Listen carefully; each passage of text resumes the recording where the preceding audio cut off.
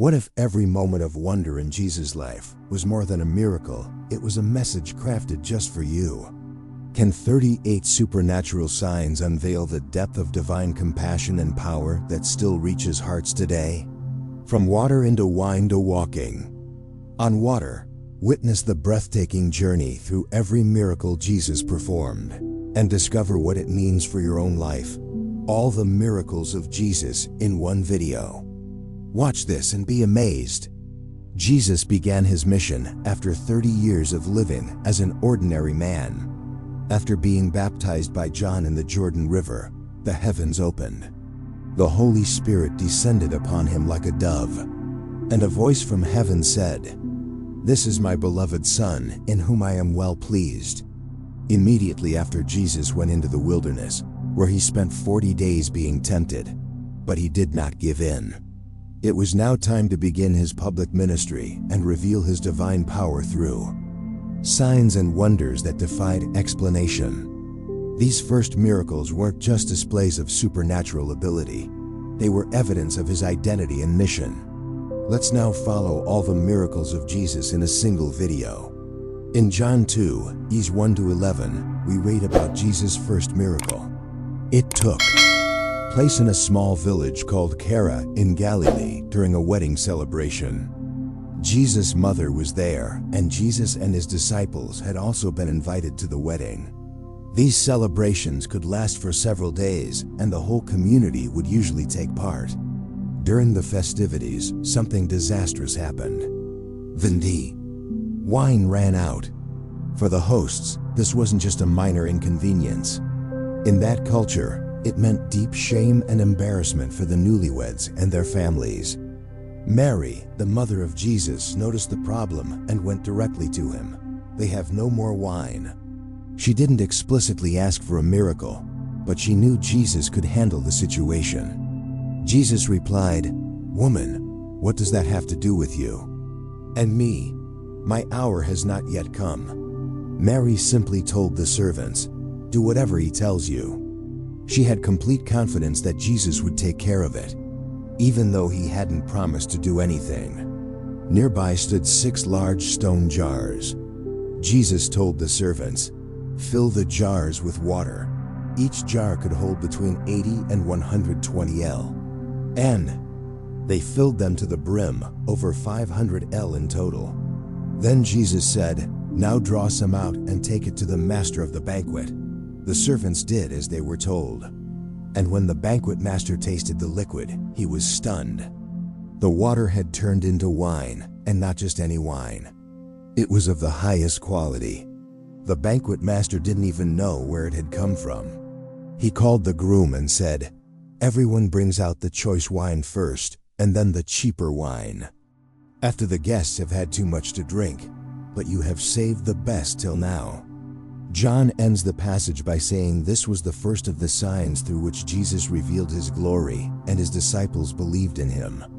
This miracle marked the official beginning of his public ministry, and the disciples saw it and believed he was no ordinary man. The second miracle of Jesus recorded in John 4:46-54.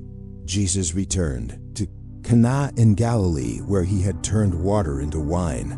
But this time he wasn't met with celebration. He was met by a desperate father. There was a certain royal official whose son lay sick at Capernaum. This man was likely a government officer under Herod Antipas. His son was gravely ill on the verge of death in Capernaum, about 30 kilometers from Cana. When the official heard that Jesus had arrived in Galilee from Judea, he immediately went to find him. After the long journey to Cana, he begged Jesus to come and heal his son who was dying. Jesus responded with something that might sound strange at first. "Unless you people see signs and wonders, you will never believe." It wasn't a direct rebuke to the man, but a comment on how many people only believed after witnessing miracles. The official, however, wasn't interested in theology. His child was dying. "Sir, come down before my child dies," he pleaded, showing just how urgent the situation was. Instead of traveling back with him, Jesus simply said, "Go, your son will live." No dramatic ceremony, no laying on of hands. Jesus didn't even see the boy. He just spoke a few words from afar, and that was enough. The passage says the man took Jesus at his word and departed. This official showed remarkable faith with nothing more than Jesus' promise. He turned and began the long journey home without insisting Jesus come along. The next day, while he was still on his way, his servants met him with wonderful news. "Your son is alive." Naturally, he asked them what time the boy had begun to recover. They answered, "Yesterday at 1 o'clock in the afternoon, the fever left him." The father realized that this was the exact moment when Jesus had said, "Your son will live." It wasn't a coincidence. It was a miracle. The Bible concludes by saying that he and his whole household believed. Not just the official, but his entire family and staff became followers of Jesus because of this powerful miracle. The third miracle of Jesus is found in Luke 5, 1 to 11. This miracle not only revealed Jesus' power over nature, but also led a few ordinary men to make the radical decision to leave everything behind and follow him. Jesus was standing by the Lake of Gennesaret, also known as the Sea of Galilee. So many people crowded around him to hear the word of God that he needed more space. He saw at the water's edge 2 boats left there by fishermen who were washing their nets. These fishermen had worked all night without success and were now cleaning their nets to store them until the next outing. Jesus got into one of the boats, the one belonging to Simon, also called Peter, and asked him to push out a little from shore. Then he sat down and taught the people from the boat. He used the boat as a natural platform, and the water helped project his voice to the crowd on the shore. When he finished speaking, he said to Simon, "Put out into deep water and let down the nets for a catch." This request challenged all of Peter's professional experience as a fisherman. He knew that the best time to fish was during the night, not in the middle of the day. On top of that, deep waters weren't the ideal spot for the type of fish they usually caught. Simon answered sincerely, "Master, we've worked hard all night and haven't caught anything. But because you say so, I will let down the nets." Even though he doubted the outcome, Peter trusted Jesus' instruction. What happened next was simply unbelievable, even for seasoned fishermen. When they had done so, they caught such a large number of fish that their nets began to break.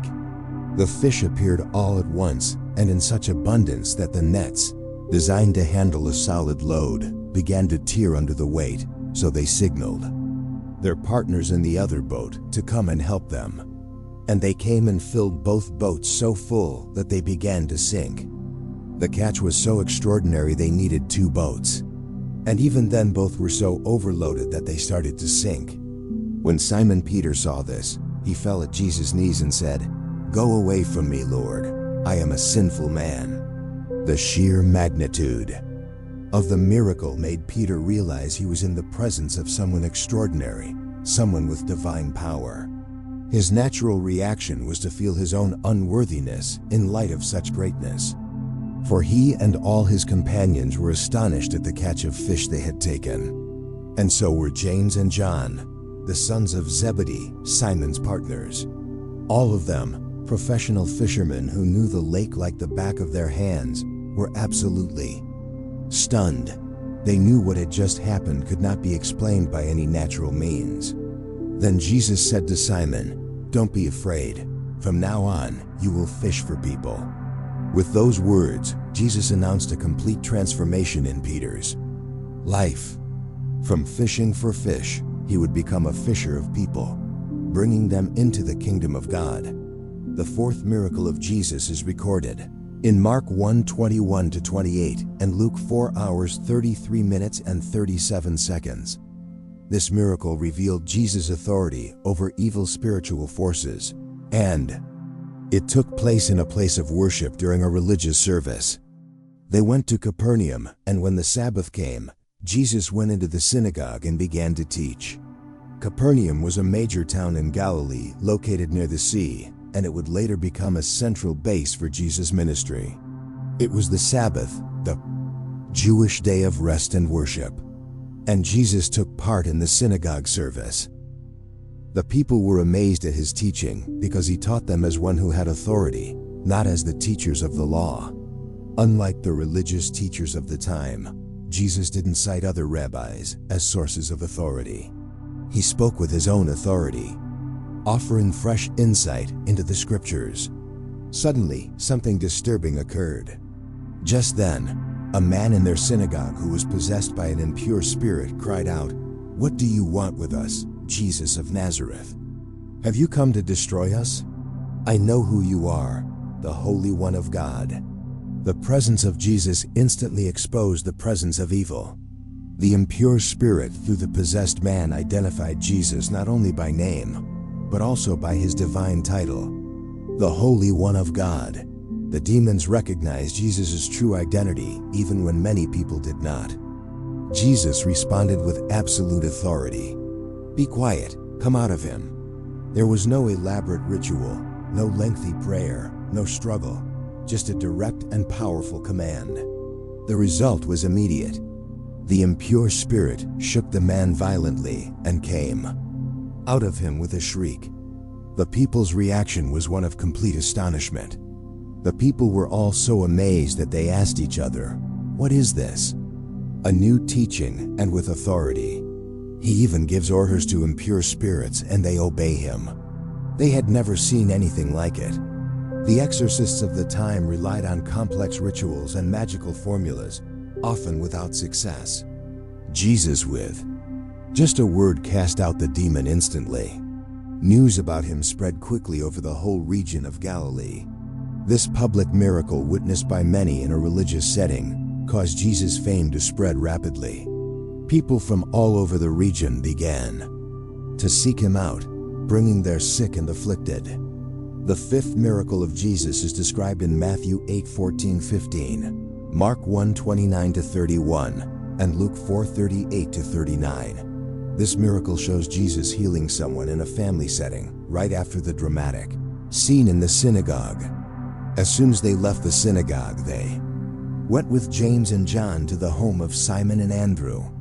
After the synagogue service where Jesus had cast out the demon, he went with his disciples to Peter's home, likely for a Sabbath meal.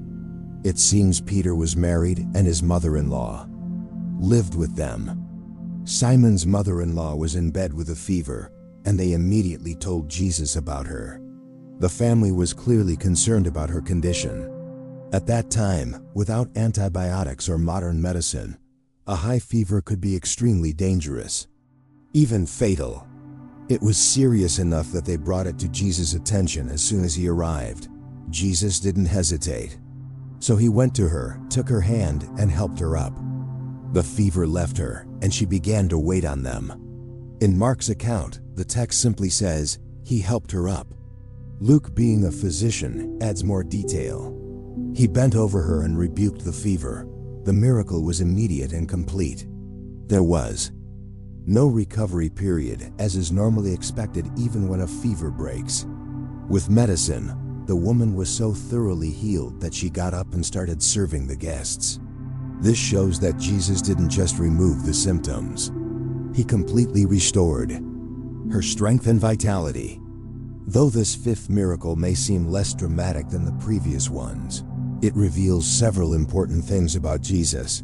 He cared about ordinary, everyday problems, not just dramatic situations. He had power over physical illnesses, not just demons. He healed in different ways, sometimes with words, sometimes with touch. His healings were always complete and instantaneous. The news of this healing, along with the exorcism in the synagogue, quickly spread throughout the town. Mark reports that at sunset, the people brought to Jesus all the sick and demon-possessed. The whole town gathered at the door, and he healed many who had various diseases. Jesus' ministry was gaining momentum, and the crowds were beginning to seek him out for healing and deliverance. The sixth miracle of Jesus is recorded in Matthew 8:14, Mark 1 hour 40 minutes and 45 seconds, and Luke 5:12-16. This miracle broke through one of the strongest social and religious barriers of that time: contact with a leper. A man with leprosy came to Jesus and, falling on his knees, begged him, "If you are willing, you can make me clean." Leprosy was one of the most feared diseases in the ancient world. The term could refer to a range of skin diseases, including what we now know as Hansen's disease. Lepers were considered unclean both religiously and socially. They were forced to live in isolation outside the cities, far from their families and friends. When someone approached, they had to shout, "Unclean, unclean," to warn others to keep their distance.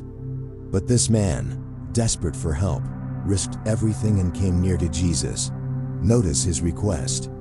"If you are willing, you can make me clean."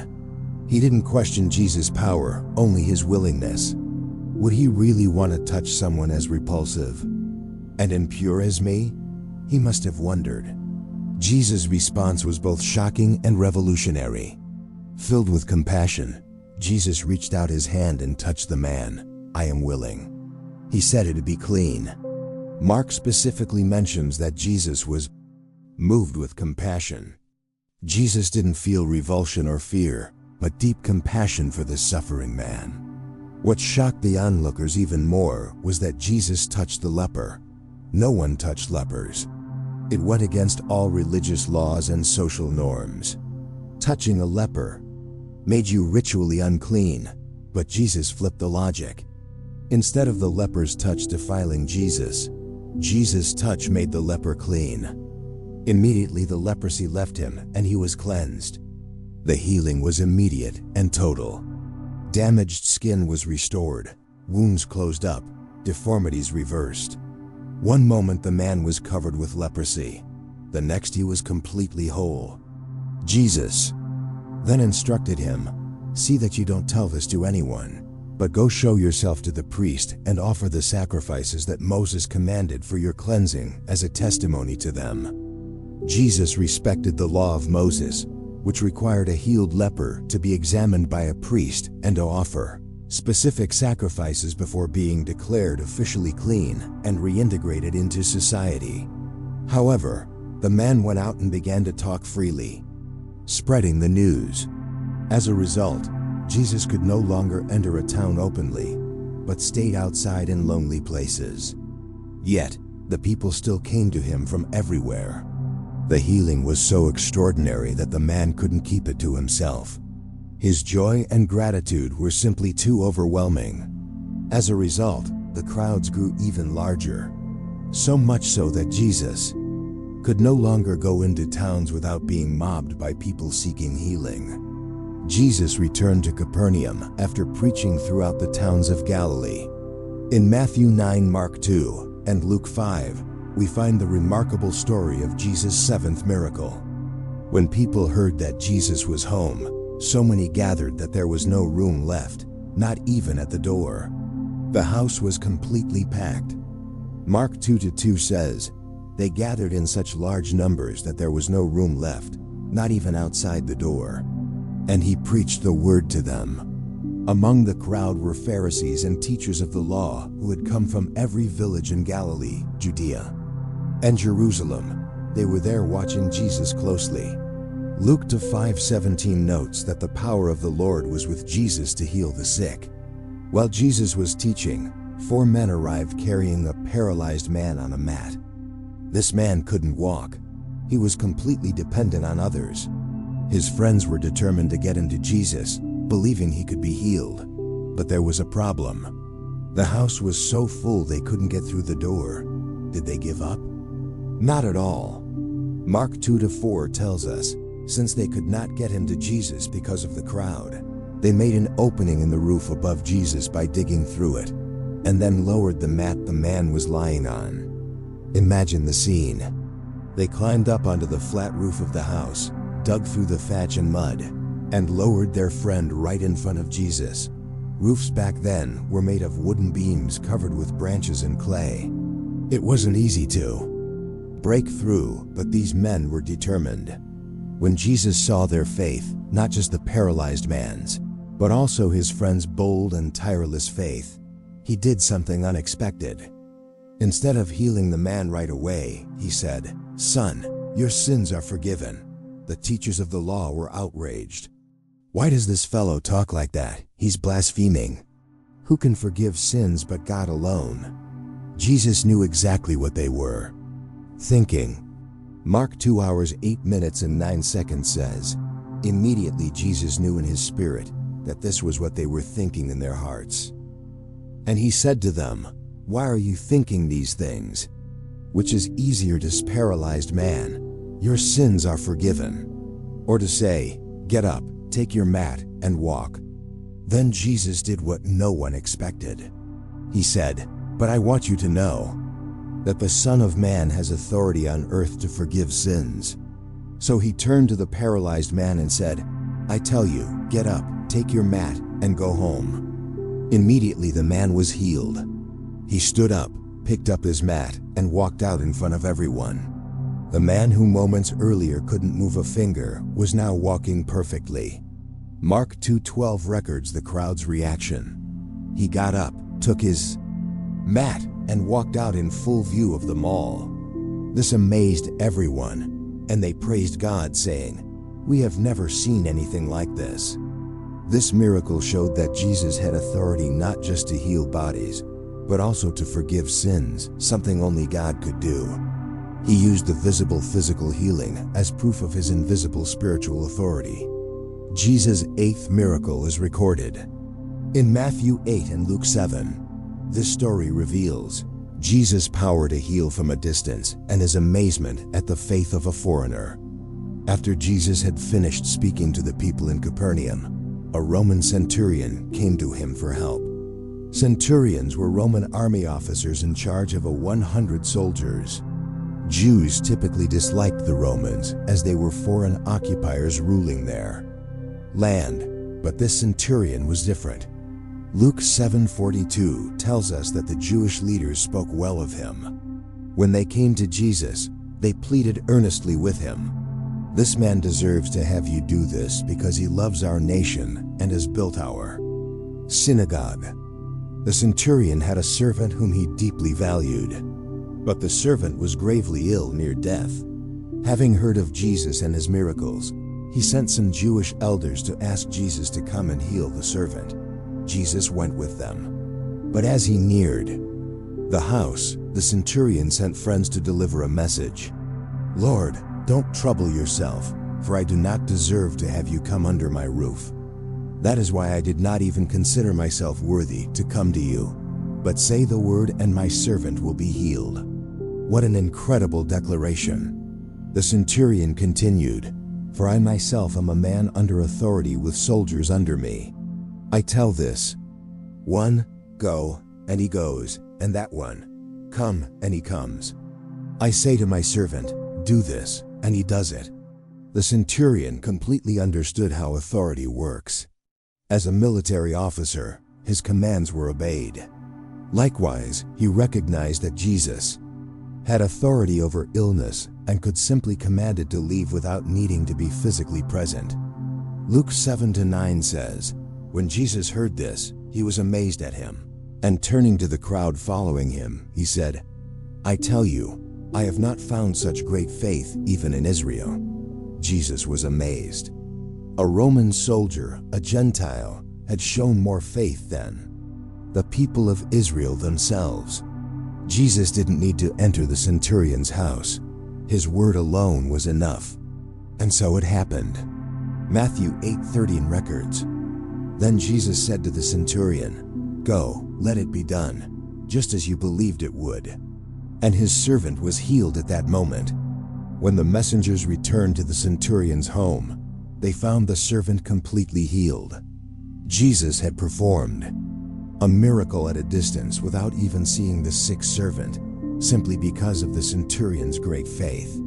Jesus' 9th miracle is described only in Luke 7:11-17. It is one of his most touching miracles, demonstrating his power even over death. Soon afterward, Jesus went to a town called Nain, and his disciples and a large crowd went along with him. Nain was a small town about 40 kilometers, 25 miles from Capernaum. Jesus and his followers had traveled a good distance to get there. Luke 7:12 says, As he approached the town gate, a dead person was being carried out, the only son of his mother, and she was a widow. And a large crowd from the town was with her.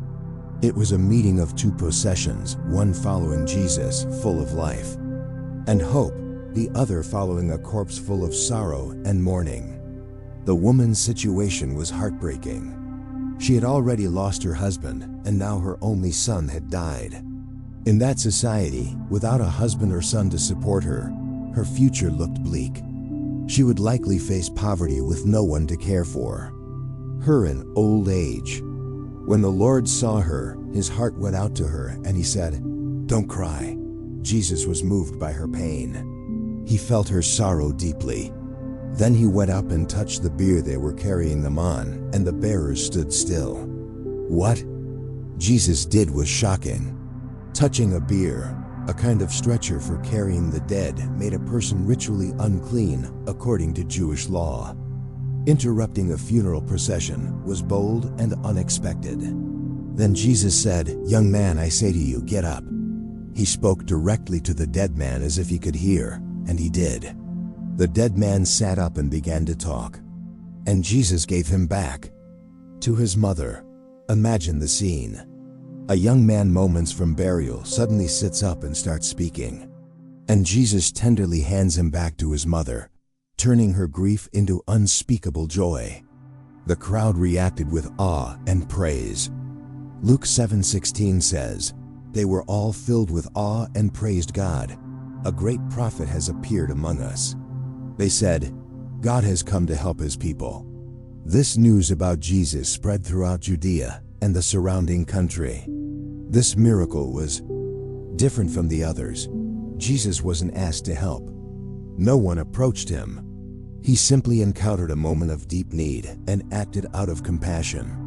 And for the first time, he raised someone from the dead, demonstrating his complete authority over death. Jesus' 10th miracle is recorded in Matthew 12, Mark 3, and Luke 6. It shows Jesus challenging rigid interpretations of the law in order to bring healing and restoration. On another Sabbath, he went into the synagogue and was teaching. And a man was there whose right hand was shriveled. The Sabbath was the Jewish sacred day of rest.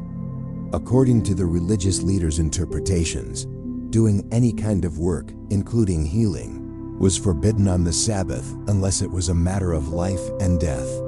The Pharisees and the teachers of the law were closely watching Jesus, hoping he would do something they could use against him. Luke 6-7 says, "The Pharisees and the teachers of the law were looking for a reason to accuse Jesus, so they watched him closely to see if he would heal on the Sabbath." Jesus knew exactly what they were thinking. So he said to the man with the shriveled hand, "Stand up and come here to the front." The man stood up and faced everyone. Then Jesus asked the Pharisees a crucial question: which is lawful on the Sabbath, to do good or to do evil, to save life or to destroy it?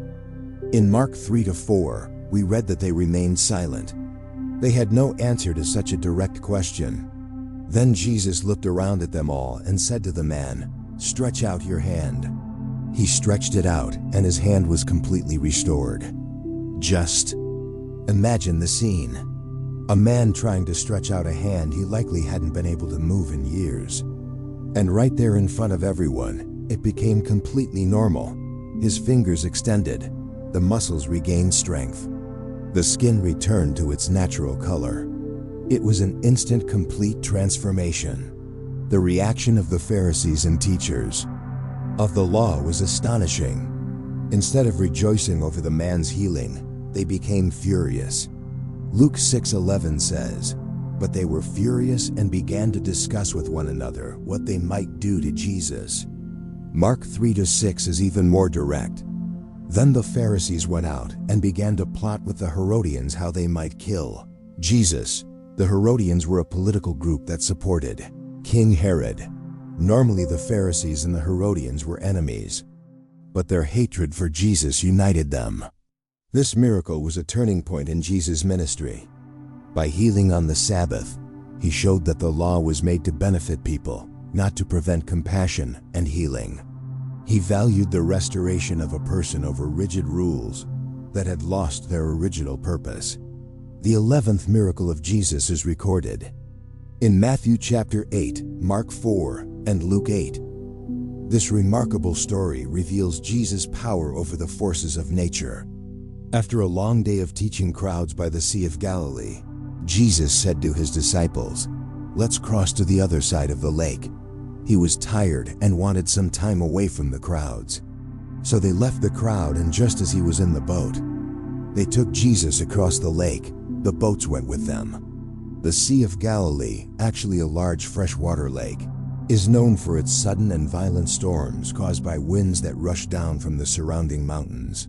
And sure enough, during the crossing, that's exactly what happened. Mark 4:37 describes it. A furious squall came up, and the waves broke over the boat so that it was nearly swamped. The situation was dire.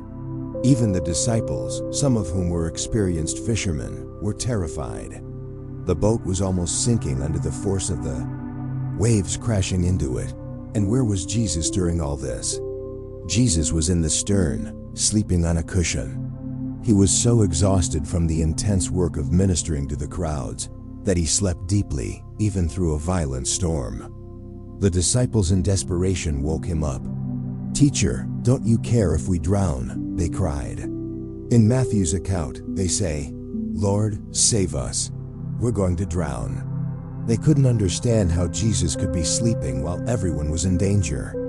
He got up, rebuked the wind, and said to the waves, "Quiet, be still." Then the wind died down, and it was completely calm. Jesus didn't just calm the wind. He spoke directly to the elements as if they were conscious beings who could obey his commands. And they did. The change was immediate and dramatic. From a violent storm to perfect calm in a matter of seconds. It wasn't gradual. It was instant. After calming the storm, Jesus turned to his disciples and asked, "Why are you so afraid? Do you still have no faith?" The disciples were amazed and asked each other, "Who is this? Even the wind and the waves obey him." Even after seeing Jesus heal diseases and cast out demons, they still hadn't fully understood who he was. This miracle revealed a new level of authority, power over nature itself. To the Jews, only God had the power to control the sea and the storms. Psalm 89:9 says, "You rule over the surging sea. When its waves mount up, you still them." By calming the storm, Jesus demonstrated that he held the same power the scriptures attribute to God. The 12th miracle is one of the most dramatic stories in Jesus' ministry. It's recorded in Matthew 8, Mark 5, and Luke 8. After calming the storm, Jesus and his disciples arrived in the region of the Gadarenes, also known as the Gerasenes, on the opposite shore of the Sea of Galilee. This was Gentile territory, not Jewish. As soon as Jesus stepped ashore, a man possessed by evil spirits came to meet him. This man's condition was truly horrifying. Mark 5:25 describes, when Jesus got out of the boat, a man with an impure spirit came from the tombs to meet him. This man lived in the tombs, and no one could bind him anymore, not even with a chain, for he had often been chained hand and foot. But he tore the chains apart and broke the irons on his feet. No one was strong enough to subdue him. Night and day among the tombs and in the hills, he would cry out and cut himself with stones. Imagine the scene. A man living among tombs, naked, screaming, injuring himself with supernatural strength that could break iron chains. He was living in complete misery, cut off from all human society. When he saw Jesus from a distance, he ran and fell on his knees before him. In a loud voice, he shouted, "What do you want with me, Jesus, Son of the Most High God, in God's name? Don't torture me." Even the demons recognized who Jesus really was. Jesus asked him, "What is your name?" "My name is Legion," he replied, "for we are many." A Roman legion was made up of about 6,000 soldiers. This indicated that a multitude of demons were tormenting that man. The demons begged Jesus not to send them out of that region. Nearby, a large herd of pigs was grazing on the hillside. The demons pleaded with Jesus, "Send us into the pigs so we may enter them." Jesus gave them permission, and the impure spirits came out of the man and entered the pigs. The herd, about 2,000 pigs, rushed down the steep bank, plunged into the lake, and drowned. Those tending the pigs ran off and reported what had happened in the town and countryside. People came out to see for themselves. When they reached Jesus, they saw the man who had been possessed by the legion sitting there dressed and in his right mind, and they were afraid. The transformation was complete and astonishing. The man who had once been naked, out of control, violent, and living among the dead was now calm, clothed, and clear-minded, sitting at Jesus' feet. A total transformation. But the people of that region were more concerned about the loss of the pigs than the healing of the man. They began to plead with Jesus to leave their territory. As Jesus was getting into the boat, the man who had been possessed begged to go with him, but Jesus did not let him. Instead, he said, "Go home to your family and tell them how much the Lord has done for you and how he has had mercy on you." Luke 8:39 adds that Jesus said, "Return home and tell how much God has done for you." So the man went away and began to tell throughout the town how much Jesus had done for him. And everyone was amazed. This miracle showed Jesus' absolute power over evil forces even when they were many. It also revealed his desire to bring deliverance to people outside the Jewish community, people considered unclean by religious standards. Jesus was always surrounded by people in need of his help. Some were powerful and influential. Others were poor and forgotten by society. The 13th miracle shows how Jesus treated everyone with equal care and attention. In Matthew chapter 9, Mark 5, and Luke 8, we find the story of a woman who had been suffering from bleeding for 12 years. Mark 5:25-26 describes her pain clearly. And a woman was there who had been subject to bleeding for 12 years. She had suffered a great deal under the care of many doctors and had spent all she had. Yet instead of getting better, she grew worse. 12 years. Just imagine how long that is. During all that time, she couldn't live a normal life. According to Jewish law, a woman with bleeding was considered unclean. She wasn't allowed to touch anyone or be touched. She couldn't worship at the temple. Anything she touched became unclean. She lived in complete social isolation. And that wasn't all. The Bible says she had spent all her money on doctors. But instead of improving, her condition got worse. She was left hopeless, penniless, and without prospects for healing. Then she heard about Jesus. Word of his miracles was spreading everywhere. Luke 8:43-44 says, "And a woman who had been subject to bleeding for 12 years, but no one could heal her, came up behind him and touched the edge of his cloak, and immediately her bleeding stopped." Look how she approached quietly from behind, hidden in the crowd. She didn't want to be noticed. Why? Because legally she shouldn't have been there. Her touch would make others ritually unclean. And after so many years of rejection, she probably felt deeply ashamed. She didn't even ask Jesus to touch her or speak to her. Her thought was, if I just touch his clothes, I'll be healed. What incredible faith! She believed that even the slightest contact with Jesus would be enough, and it was. The moment her fingers touched the edge of his cloak, something extraordinary happened. Mark 5:29 says, "Immediately her bleeding stopped and she felt in her body that she was freed from her suffering." But the story doesn't end there. Jesus knew that someone had touched him in a different way. It wasn't just a bump in the crowd.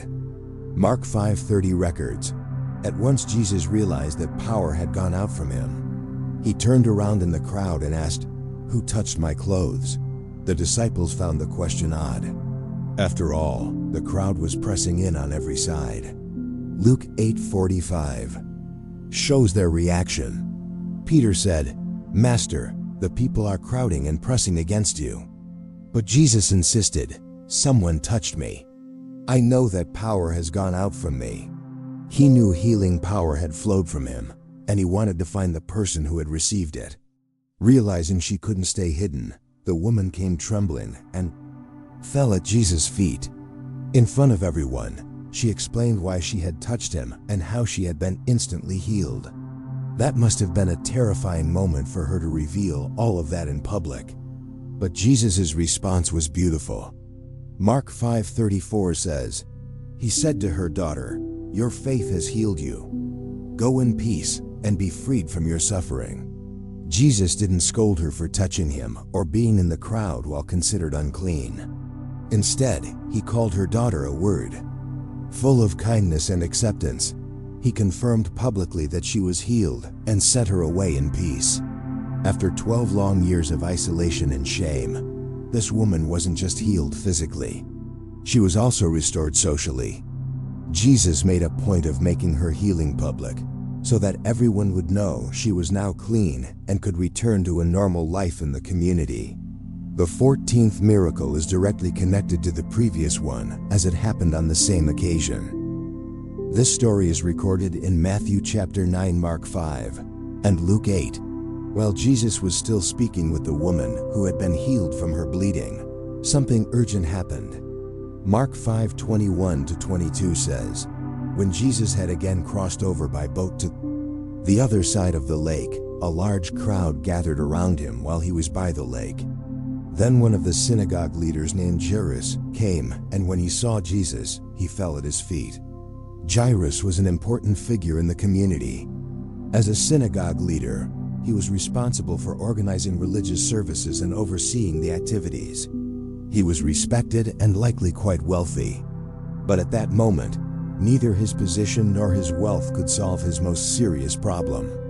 Mark 5:23 continues, "He pleaded earnestly with him, 'My little daughter is dying. Please come and put your hands on her so that she will be healed and live.' His little girl, just 12 years old, was dying. Jesus was moved by the desperate plea of this father and began to go with him. But as we've seen on the way there, the miracle of the woman with the issue of blood took place, causing a delay. While Jesus was still speaking with the woman, some people came from Jairus' house with devastating news.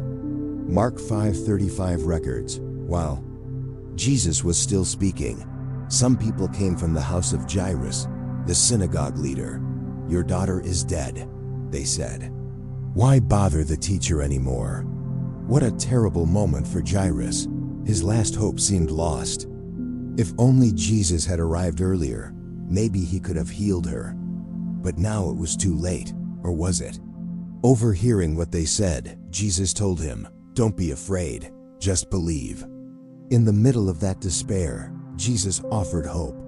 He asked Jairus to keep believing, even when everything seemed lost. Jesus continued on to Jairus' house, but he didn't let anyone follow him except Peter, James, and John. When they arrived, they encountered a typical scene of mourning for that culture. People weeping loudly and wailing. Mark 5:38-39 describes, "When they came to the home of the synagogue leader, Jesus saw a commotion with people crying and wailing loudly.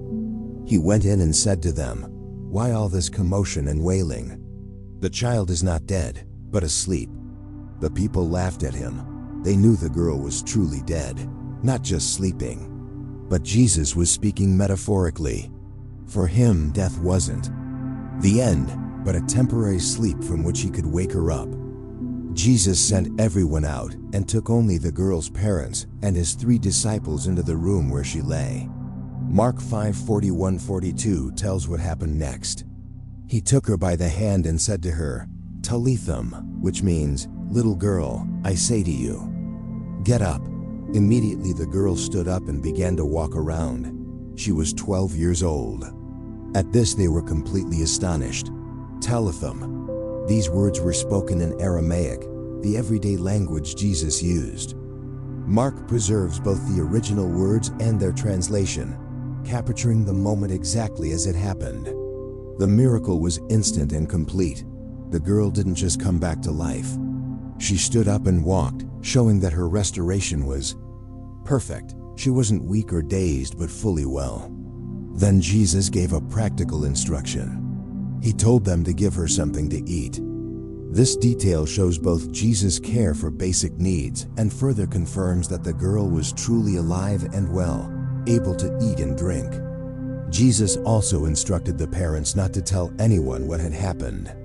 Most likely he didn't want to attract even more attention as a miracle worker, since his mission was far deeper than just performing signs and wonders. The fifth miracle is recorded in Matthew 9:27-31. This story shows how Jesus responded to persistent faith. As Jesus went on from there, 2 blind men followed him, calling out, "Have mercy on us, Son of David." These men were physically blind, but they had spiritual clarity. They called Jesus Son of David, a messianic title. Even though they couldn't see with their eyes, they recognized who Jesus truly was, the promised Messiah. The 2 men kept following Jesus, continuing to cry out for help. They didn't give up easily, even when it seemed like Jesus wasn't responding right away. Their persistence showed determination and faith. When he had gone indoors, the blind men came to him and he asked them, "Do you believe that I am able to do this?" "Yes, Lord," they replied. Jesus didn't heal them immediately. First, he tested their faith with a direct question. Their answer was simple and full of confidence. Yes, Lord. They truly believed that Jesus had the power to restore their sight. Then he touched their eyes and said, "According to your faith, let it be done to you." And their sight was restored. Jesus directly connected their healing to their faith. He didn't use mud or ask them to wash somewhere as in other healings. He simply touched their eyes and declared that they would receive what they believed for. And their eyes were opened just like that. In a moment, these men who had lived in darkness began to see. Imagine the impact of that moment. Seeing colors, shapes, faces, perhaps for the first time. The joy must have been overwhelming. Jesus then gave them a specific instruction. Jesus warned them sternly, "See that no one knows about this." Why didn't he want the news to spread? Likely because he didn't want to be known merely as a miracle worker. His mission was much deeper. Also, the more his fame spread, the more difficult his ministry became due to the crowds and the attention of the authorities. But the joy of the formerly blind men was too much to contain. But they went out and spread the news about him all over that region. They just couldn't keep their miraculous healing to themselves. They told everyone what Jesus had done for them, spreading his fame throughout the land. The 16th miracle is recorded in Matthew 9:32-33. It's a brief but powerful story that highlights the contrast between the common people's response and the religious leaders' reaction to Jesus' miracles. While they were going out, a man who was demon-possessed and could not talk was brought to Jesus. Right after the 2 formerly blind men left, another case was brought to Jesus, a man who couldn't speak due to demonic possession. In other possession stories we've seen, the symptoms included seizures, violent behavior, or screaming. But this case was different. The main symptom was the inability to speak. The man was mute not due to a physical cause, but a spiritual. A demon was preventing him from speaking. And when the demon was driven out, the mute man spoke and the crowd was amazed and said, "Nothing like this has ever been seen in Israel." Jesus didn't hesitate. He cast out the demon and the man immediately began to speak. There was no recovery period, no therapy. The moment the demon left, he fully regained his ability to speak. The crowd's reaction was one of amazement and wonder. Nothing like this has ever been seen in Israel. That exclamation shows that even in a country with a rich history of prophets and miracles, what Jesus was doing was unprecedented. The quantity, the variety, and the completeness of his healings and deliverances were extraordinary. But not everyone responded with admiration. Matthew 9:34 continues, "But the Pharisees said he drives out demons by the prince of demons." Instead of acknowledging God's power at work through Jesus, The religious leaders attributed his miracles to Satan. It was a ridiculous and contradictory accusation. Why would the prince of demons cast out his own demons? This brief story highlights both Jesus' authority over evil spiritual forces and the contrast between the simple faith of the common people and the blind resistance of the religious leaders. Ordinary people saw the miracles and marveled, while the Pharisees, trapped by their prejudice and jealousy, clung to any explanation, no matter how absurd, to deny Jesus' divine power. The 17th miracle is one of Jesus' most well-known and one of the few recorded in all four Gospels. Matthew chapter 14, Mark chapter 6, Luke chapter 9, and John 6. Jesus was looking for a quiet place to rest with his disciples after hearing about the death of John the Baptist. Mark 6 hours 31 minutes and 32 seconds says, "And he said to them, 'Come with me by yourselves to a quiet place and get some rest,' for many people were coming and going, and they did not even have a chance to eat. So they went away by boat to a solitary place. But the crowds figured out where they were going and followed on foot. When Jesus landed and saw the large crowd, he wasn't annoyed by the interruption to his rest. Quite the opposite." Mark 6:34 records, "When Jesus landed and saw a large crowd, he had compassion on them because they were like sheep without a shepherd. So he began teaching them many things." Jesus spent the whole day teaching and healing the sick. By evening, the disciples began to worry. They were in a remote place far from any town, and all those people would need something to eat. The disciples offered a practical solution. Send the crowds away so they can go to the villages and buy themselves some food. It made sense. People could reach nearby towns before dark and find something to eat. But Jesus had a different plan. They do not need to go away. You give them something to eat. The disciples were stunned. How could they possibly feed so many people? John 6-7 records Philip's response. It would take more than half a year's wages to buy enough bread for each one to have a bite. A denarius was about a day's wage. So 200 denarii meant nearly a whole year's salary. Then Jesus asked, "How many loaves do you have? Go and see." After checking, Andrew replied, "Here is a boy with 5 small barley loaves and 2 small fish. But how far will they go among so many?" The loaves were likely flat and small, and the fish probably no bigger than sardines, just a humble lunch. Clearly not enough for a crowd. Jesus then gave specific instructions. Have the people sit down. John notes that there was plenty of grass, making it comfortable to sit. Mark adds an interesting detail. Jesus told them to sit in groups of 50 and 100. This created order and made distributing the food much easier. Jesus took the 5 loaves and 2 fish, looked up to heaven, gave thanks, broke the loaves, and began handing them to the disciples to distribute to the crowd. He did the same with the fish. The miracle didn't happen all at once. It seems the food multiplied as Jesus broke it. The disciples would take what he handed them, give it out, return, and find more waiting. It just kept coming. And the result, Matthew 14:20-21 records, they all ate and were satisfied. And the disciples picked up 12 basketfuls of broken pieces that were left over. The number of those who ate was about 5,000 men. Besides women and children, everyone ate until they were full. This wasn't a snack. It was a full meal that left no one hungry. Even more incredible was the amount of leftovers. 12 full baskets, more than the food they had to begin with. And the crowd was massive. Around 5,000 men, plus women and children, including everyone. The total could easily have exceeded 10,000 people. The 18th miracle is recorded in Matthew 14, Mark 6, and John 6.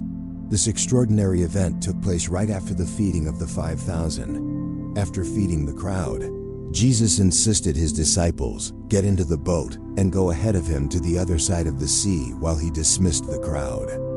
Matthew APP says, "Immediately Jesus made the disciples get into the boat and go on ahead of him to the other side, while he dismissed the crowd. After he had dismissed them, he went up on a mountainside by himself to pray. Later that night, he was there alone. Jesus wanted time alone to pray. He had just received news of John the Baptist's death and needed time to process the loss. Also, as John's Gospel tells us, he knew the crowd, amazed by the miracle of the loaves and fish, wanted to make him king by force. Jesus needed a moment, away from the pressures and expectations of the people. Meanwhile, the disciples were struggling at sea. Matthew 14:24 says, "And the boat was already a considerable distance from land, buffeted by the waves because the wind was against it." Mark adds that Jesus saw them straining at the oars because the wind was against them. It was already the fourth watch of the night between 3 and 6 a.m. The disciples had spent nearly the entire night battling the wind and waves, making little progress. Then something incredible happened. Matthew 14:25-26 records, "During the fourth watch of the night, Jesus went out to them walking on the lake. When the disciples saw him walking on the lake, they were terrified. 'It's a ghost,' they said, and cried out in fear." Imagine the scene. In the middle of the darkness with a rough sea all around, the disciples suddenly see a figure walking toward them on the water. It was so unthinkable. They assumed it had to be a ghost. Their fear was completely understandable. But Jesus quickly calmed them. "Take courage, it is I. Don't be afraid." It was truly Jesus, their master, doing something that defied all laws of nature, walking on water as if it was solid ground. Peter, ever impulsive, had a unique reaction. Matthew 14:28 says, "Lord, if it's you," Peter replied, "tell me to come to you on the water." That was a bold request. Peter wanted to experience the same miraculous power Jesus was displaying. Jesus simply said, "Come." And Peter stepped out of the boat and began to walk on the water toward Jesus. For a few moments, Peter actually walked on the sea. It was a miracle within a miracle. But then something changed. But when he saw the wind, he was afraid and beginning to sink, cried out, "Lord, save me." Peter took his eyes off Jesus and started focusing on the storm around him. His fear grew, his faith weakened, and he began to sink. Immediately, Jesus reached out his hand and caught him. "You of little faith," he said. "Why did you doubt?" Jesus didn't let Peter drown. He reached out at once and pulled him up, saving him from the very danger Peter had asked to face when the two of them got into the boat. The wind died down. The disciples were in awe and worshiped Jesus, saying, "Truly, you are the Son of God." This confession shows they were finally starting to grasp who Jesus really was. John adds an interesting detail. When Jesus got into the boat, they immediately reached the shore where they were headed. It seems there was a third miracle in this story, a sudden arrival at their destination. This miracle demonstrated Jesus' power over the laws of nature. Walking on water was something that in Jewish tradition only God could do. As Job 9-8 says, "God is the one who alone stretches out the heavens and treads on the waves of the sea." By doing this, Jesus was revealing his divine nature in a way the disciples could no longer ignore. The 19th miracle of Jesus shows how he began expanding his ministry beyond the borders of Israel. In Matthew 15 and Mark 7, we find the story of how he helped a non-Jewish woman and her daughter. Jesus withdrew to the region of Tyre and Sidon, says Matthew 15:21. This was a foreign area, home to the Canaanites, people whom the Jews considered impure and pagan. Mark adds that Jesus entered a house and did not want anyone to know it. Yet, he could not keep his presence secret. Even while trying to stay hidden, a Canaanite woman heard he was in the region and came looking for him. She was desperate. Her daughter was suffering terribly, possessed by a demon. She had heard of Jesus' miracles and believed he could help. "Lord, Son of David, have mercy on me," she cried. "My daughter is demon-possessed and suffering terribly." She used a messianic title, Son of David, showing that even as a foreigner, she recognized Jesus as the Messiah promised to Israel. But then, Jesus did something surprising. Matthew 15:23 says, "Jesus did not answer a word. He simply ignored her." This seems odd to us, knowing Jesus as compassionate and loving, but he had a purpose. The disciples were bothered by her persistent cries and said, "Send her away, for she keeps crying out after us." They wanted Jesus to either help her quickly or get rid of her. Jesus then explained, "I was sent only to the lost sheep of Israel." He was stating his primary mission first to the Jews, God's chosen people. But the woman didn't give up. She came closer, knelt before him, and pleaded, "Lord, help me." Jesus responded with words that seem harsh. "It is not right to take the children's bread and toss it to the dogs." At that time, Jews sometimes referred to Gentiles as dogs, a derogatory term. But notice Jesus used the diminutive form little dogs, softening the phrase. The woman's reply showed amazing humility and faith. She said, "Yes, Lord, but even the dogs eat the crumbs that fall from their master's table." She wasn't offended by the comparison. Instead, she accepted it and used it to strengthen her request. It was as if she said, "Even if I'm not one of the chosen people, please let me have just a bit of your mercy." Jesus was moved by her response. "Woman, you have great faith," he exclaimed. "Your request is granted." And at that very moment, her daughter was healed. Mark 7:30 adds a beautiful detail. She went home and found her child lying on the bed and the demon gone. Jesus healed the girl from a distance without even seeing her. His power wasn't limited by physical presence. The 20th miracle of Jesus also took place in non-Jewish territory. In Mark 7:31-37, we read how Jesus healed a man who was deaf and could hardly speak. Then Jesus left the vicinity of Tyre and went through Sidon down to the Sea of Galilee and into the region of the Decapolis. Mark 7:31 says, the Decapolis, which means 10 cities, was a region east and southeast of the Sea of Galilee, mostly inhabited by Gentiles. Jesus was clearly expanding his ministry beyond Israel's borders. In the Decapolis, some people brought Jesus, a man who had 2 challenges. He was deaf and could barely talk. His friends begged Jesus to place his hand on him. Notice the care and concern they showed for their disabled friend. They personally brought him to Jesus seeking help. Jesus did something very intentional in this case. First, Jesus took him aside away from the crowd. Instead of performing the miracle in front of everyone, Jesus wanted a private moment with this man. This reveals his sensitivity. He didn't treat the man as a public spectacle, but with personal dignity. Next, Jesus used a very physical and visual approach. He put his fingers into the man's ears. Then, he spit and touched the man's tongue. Why did Jesus do that? Most likely because the man couldn't hear verbal instructions. Jesus used gestures the man could see and feel, communicating in a way he could understand. He touched the very parts affected, the ears that couldn't hear, and the tongue that couldn't speak properly. Then Jesus looked up to heaven, gave a deep sigh and said to him, "Ephphatha," which means be opened. This deep sigh shows Jesus' emotion, his compassion for human suffering.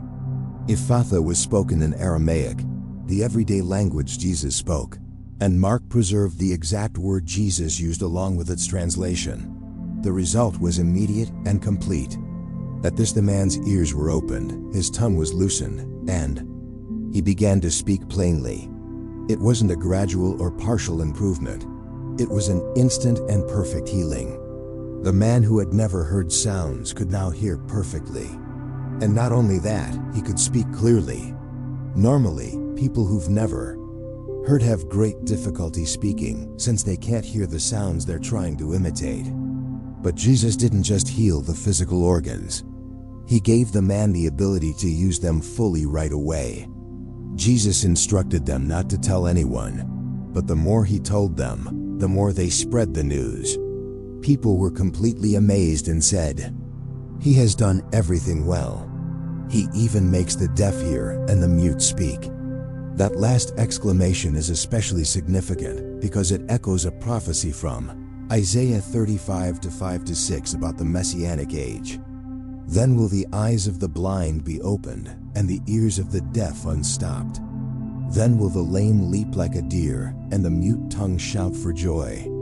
By fulfilling this prophecy, Jesus was showing that he was the promised Messiah of the Old Testament.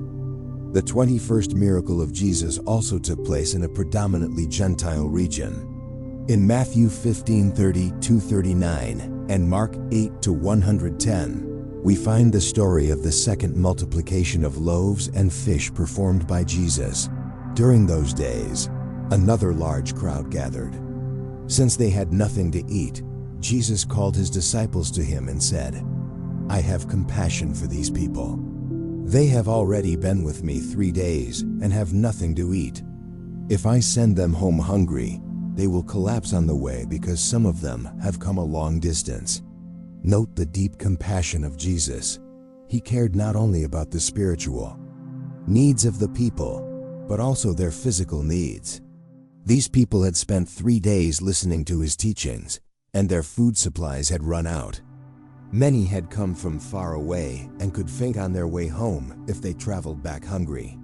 The disciples responded, "Where in this remote place can anyone get enough bread to feed them?" It seems they had forgotten the earlier occasion when Jesus fed 5,000 people. Or maybe they thought that miracle was a one-time exception. Jesus asked, "How many loaves do you have?" "7," they replied, "and a few small fish." Compared to the first multiplication, 5 loaves and 2 fish for 5,000 men, they now had slightly more food, 7 loaves and a few fish for a smaller crowd, 4,000 men. Jesus followed the same pattern as before. First, he told the crowd to sit down on the ground.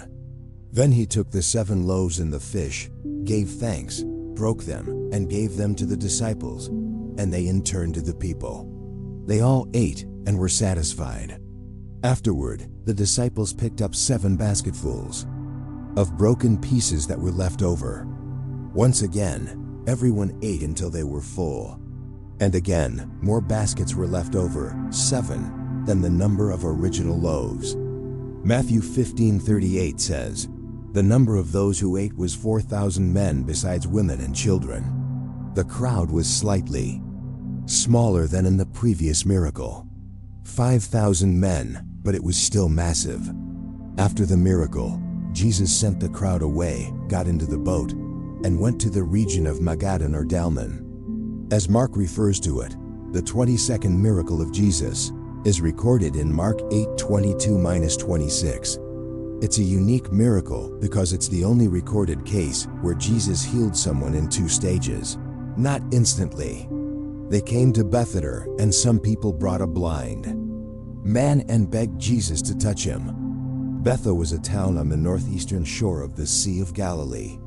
As in many cases, we see people bringing someone in need to Jesus, showing both faith and compassion for the one suffering. Jesus didn't perform the miracle immediately in front of everyone. Instead, he took the blind man by the hand and led him outside the village. Jesus often sought privacy when performing miracles, avoiding turning them into public spectacles. The healing method was unusual. When he had spit on the man's eyes and put his hands on him, Jesus asked, "Do you see anything?" Jesus used his saliva, thought in ancient times to have healing properties, and the touch of his hands. Then he asked if the man could see anything, as if expecting some progress in the healing. The man's response was fascinating. "I see people. They look like trees walking around." He could see, but his vision was still blurry. People looked like walking trees to him. Then Jesus did something unprecedented in the Gospels. He performed a second stage of healing. Once more, Jesus put his hands on the man's eyes. Then his eyes were opened, his sight was restored, and he saw everything clearly. After healing the man, Jesus sent him home saying, "Don't even go into the village." Jesus often instructed people not to spread news about his miracles, perhaps to prevent crowds from seeking him only for physical healing rather than for his spiritual teaching. This miracle is significant for several reasons.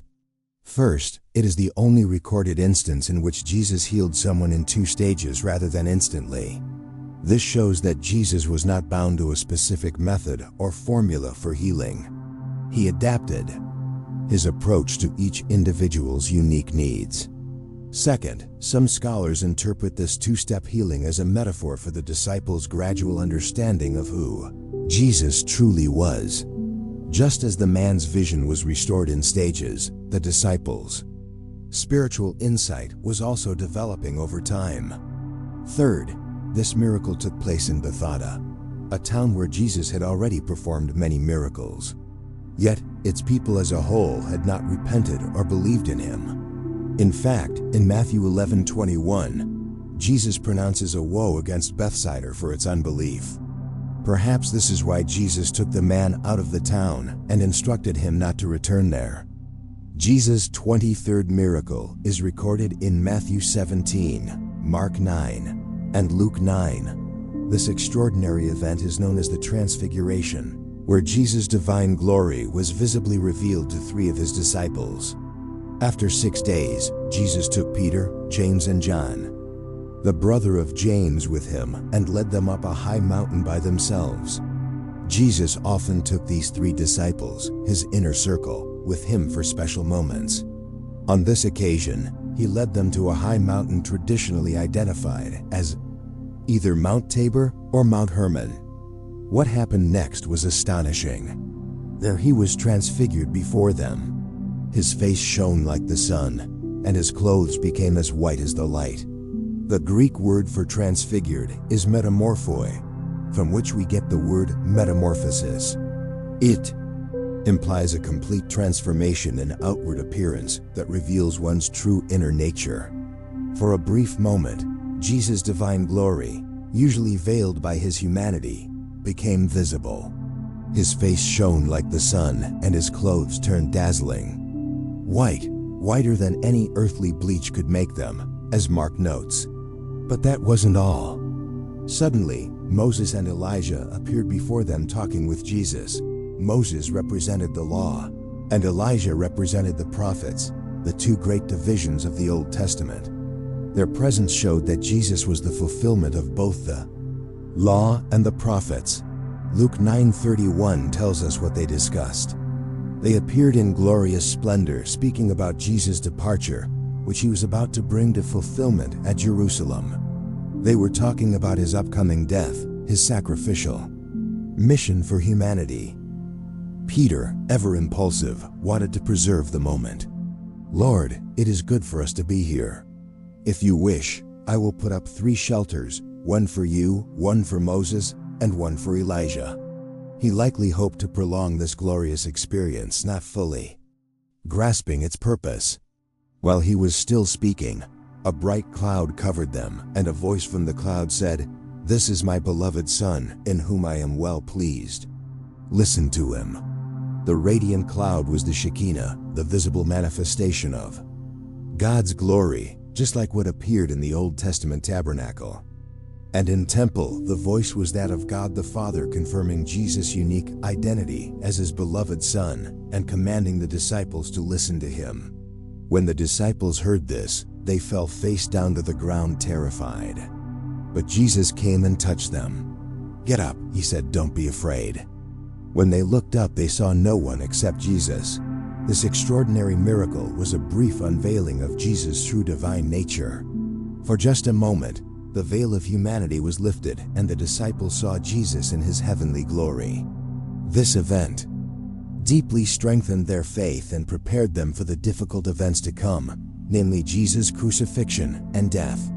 Moreover, the Transfiguration confirmed Jesus' identity as the promised Messiah, the fulfillment of both the law and the prophets, and the very Son of God. Jesus' 24th miracle is recorded.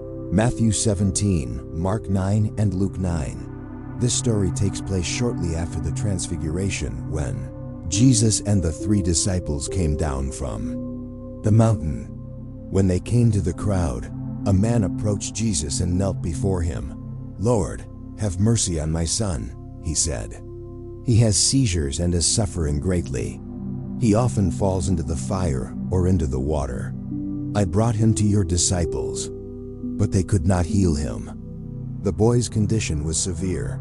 Mark adds more detail. Whenever the spirit seizes him, it throws him to the ground. He foams at the mouth, gnashes his teeth, and becomes rigid. These symptoms resemble epilepsy, but in this case, the root cause was spiritual, an evil spirit. Dutch's father was desperate. He had brought his son to Jesus' disciples, but they were unable to heal him.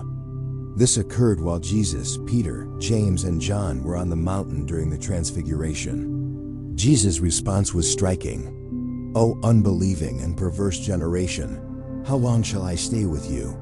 How long shall I put up with you? Bring the boy to me." Jesus expressed frustration at the lack of faith among both the disciples and the crowd. Mark records a touching exchange between Jesus and the boy's father. The man said, "If you can do anything, take pity on us and help us." Jesus replied, "If you can, everything is possible for one who believes." The father then cried out, "I do believe. Help me overcome my unbelief." A heartfelt confession recognizing both his faith and his doubts. Jesus rebuked the demon, and it came out of the boy, and he was healed at that moment. Luke adds, even as the boy was coming, the demon threw him to the ground in a convulsion. But Jesus rebuked the impure spirit, healed the boy, and gave him back to his father. Later, the disciples asked Jesus privately why they couldn't drive out the demon. He replied, "Because you have so little faith," Mark adds. "This kind can come out only by prayer and fasting." This miracle revealed several important truths. First, it demonstrated Jesus' absolute power over evil spirits, even those that were particularly difficult to cast out. Second, it emphasized the importance of faith in receiving God's power. Third, it taught that some spiritual challenges require deeper levels of prayer and dependence on God. After the healing, people were amazed at the greatness of God. Once again, the miracle showcased both Jesus' power and compassion, and his authority over all forces of evil. The 25th miracle of Jesus shows how he met a practical need in a surprising way. In Matthew 17:24-27, we find the story of a tax that needed to be paid. When Jesus and his disciples arrived in Capernaum, the collectors of the temple tax approached Peter and asked, "Does your teacher pay the temple tax?" The temple tax was an annual fee paid by every adult Jewish male to help cover the expenses of the temple in Jerusalem. It was equivalent to about 2 days' wages for a common laborer. Peter quickly replied, "Yes, he does." He said this without consulting Jesus first, maybe to avoid any awkwardness or potential trouble. When Peter returned to the house where they were staying, Jesus brought up the topic before Peter even mentioned it. "What do you think, Simon?" Jesus asked. "From whom do the kings of the earth collect duty and taxes? From their own children, or from others?" Peter answered. "From others." That was the right answer. Princes and the king's children were typically exempt from paying taxes. "Then the children are exempt," Jesus said. What did he mean by that? Jesus was referring to himself as the Son of God. If the temple was God's house, then Jesus as God's Son shouldn't be obligated to pay the tax. He was revealing something about his true identity. However, Jesus didn't want to cause unnecessary offense or scandal. So he told Peter, "But so that we may not cause offense, go to the lake and throw out your line. Take the first fish you catch, open its mouth, and you will find a silver coin. Take it and give it to them for my tax and yours." Just imagine that. Jesus asked Peter, an experienced fisherman, to do something very strange. He didn't say, "Go fish until you catch enough to cover the tax." He told him to catch just one specific fish, the first one, and claimed there would be an exact coin in its mouth to cover the tax for both of them. This miracle demonstrated Jesus' supernatural knowledge. How could he have known there'd be a coin in a fish's mouth? Humanly speaking, that would be impossible. It also showed his power over all creation. Somehow, Jesus arranged for a specific fish to swallow a specific coin and be the very first one Peter would catch. The entire natural order and circumstances themselves were under his control. But perhaps the most impressive part of this miracle is what it reveals about Jesus' heart. Even though he was the Son of God and fully entitled to be exempt from the temple tax, he chose to fulfill the obligation. He showed respect for earthly authorities and avoided unnecessary conflict. At the same time, he provided the means for the tax to be paid so Peter wouldn't have to use his own limited resources. The 26th miracle is one of the most detailed healing stories in the Gospels. In John 9:1-41, we read about an encounter that transformed not only a man's physical eyes, but also his spiritual vision. As he went along, Jesus saw a man blind from birth. This was a severe case. The man had never seen sunlight, never looked into his parents' faces, never seen the colors of the world. He had lived in darkness his entire life. The disciples were curious about the cause of his condition. They asked, "Rabbi, who sinned, this man or his parents, that he was born blind?" In Jewish culture at that time, many believed that sickness or disability was a punishment for sin. They wanted to know who was to blame, the man himself, perhaps for a future sin God foresaw, or his parents. Jesus corrected that thinking. Neither this man nor his parents sinned, but this happened so that the works of God might be displayed in him. Jesus didn't see the blindness as a punishment, but as an opportunity for God to show his power and love. It was a completely different perspective. "While I am in the world, I am the light of the world." Jesus said he was about to prove that both literally and spiritually. What he did next was unusual. After saying this, he spit on the ground, made some mud with the saliva, and put it on the man's eyes. Why such a strange method? Maybe because the man was blind from birth. Jesus wanted him to feel the healing happening. Or perhaps to show that God can use simple, even odd materials like mud made from spit to accomplish miraculous things. Jesus then gave the man a clear command: "Go wash in the pool of Siloam." The man had to take a step of faith and obedience.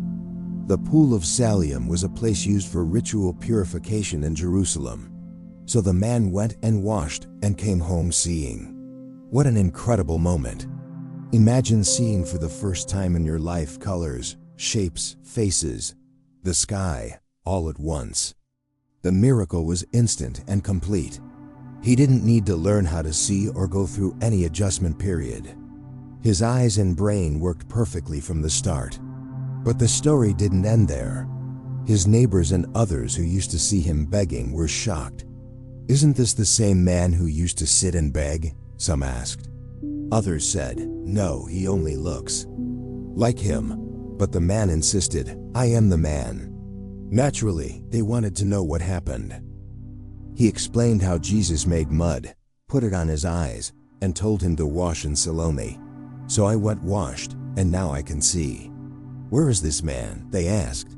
"I don't know," he replied. At this point, the religious authorities stepped in. They brought the man who had been blind to the Pharisees. Verse 14 explains why. Now the day on which Jesus had made the mud and opened the man's eyes was a Sabbath. This was significant because according to the strict Pharisaic interpretation of the Sabbath law, making mud and healing, unless it was a matter of life and death, were considered work, and thus forbidden on the Sabbath. The Pharisees also asked the man how he had received his sight, and he repeated his simple story. This led to division among them. Some said, "This man is not from God, for he does not keep the Sabbath." Others argued, "How can a sinner perform Such miraculous signs? They couldn't reconcile the clear display of divine power with their interpretation of Sabbath law. So they turned to the man himself and asked, "What do you say about him? It was your eyes he opened." His answer was straightforward. He is a prophet.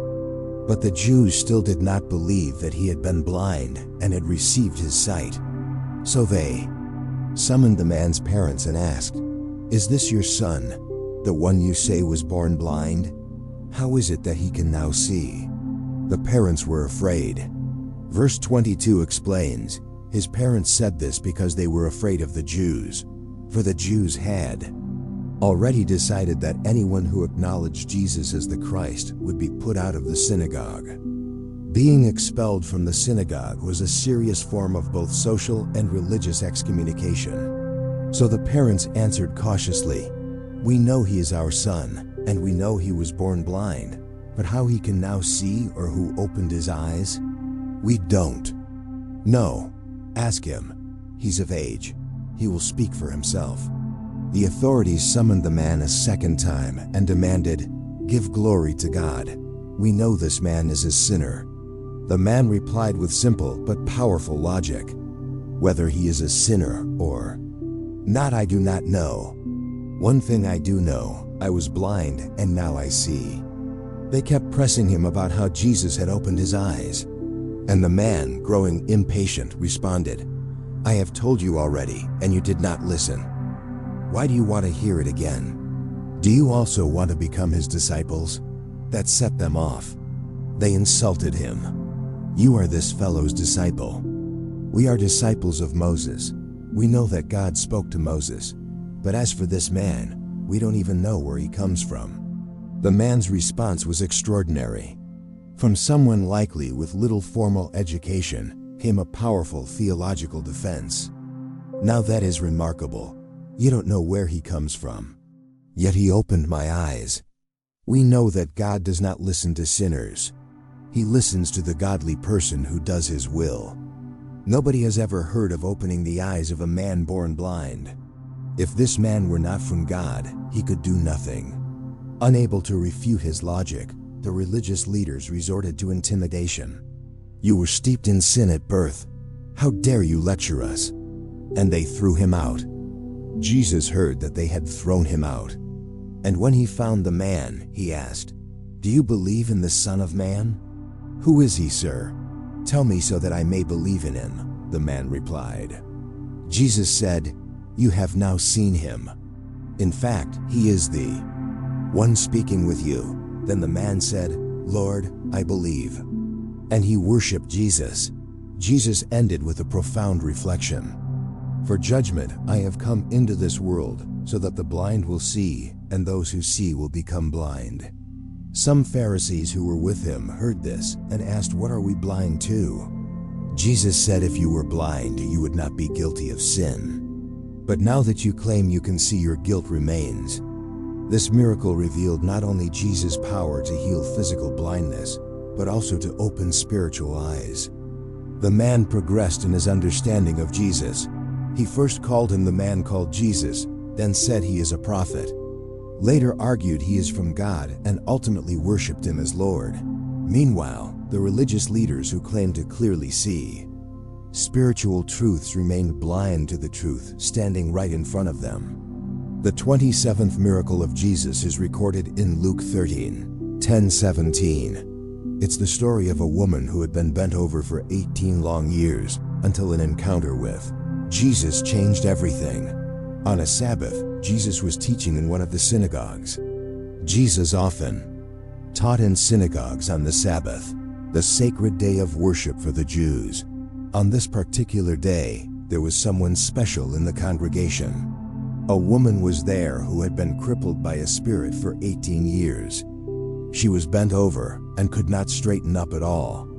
For 18 years, more than 6,500 days, this woman lived bent over, always looking down, unable to stand upright. Luke, being a doctor, specifically notes that the cause of her condition was a spirit of infirmity, suggesting a spiritual origin rather than merely a physical issue like arthritis or injury. Imagine what her life must have been like.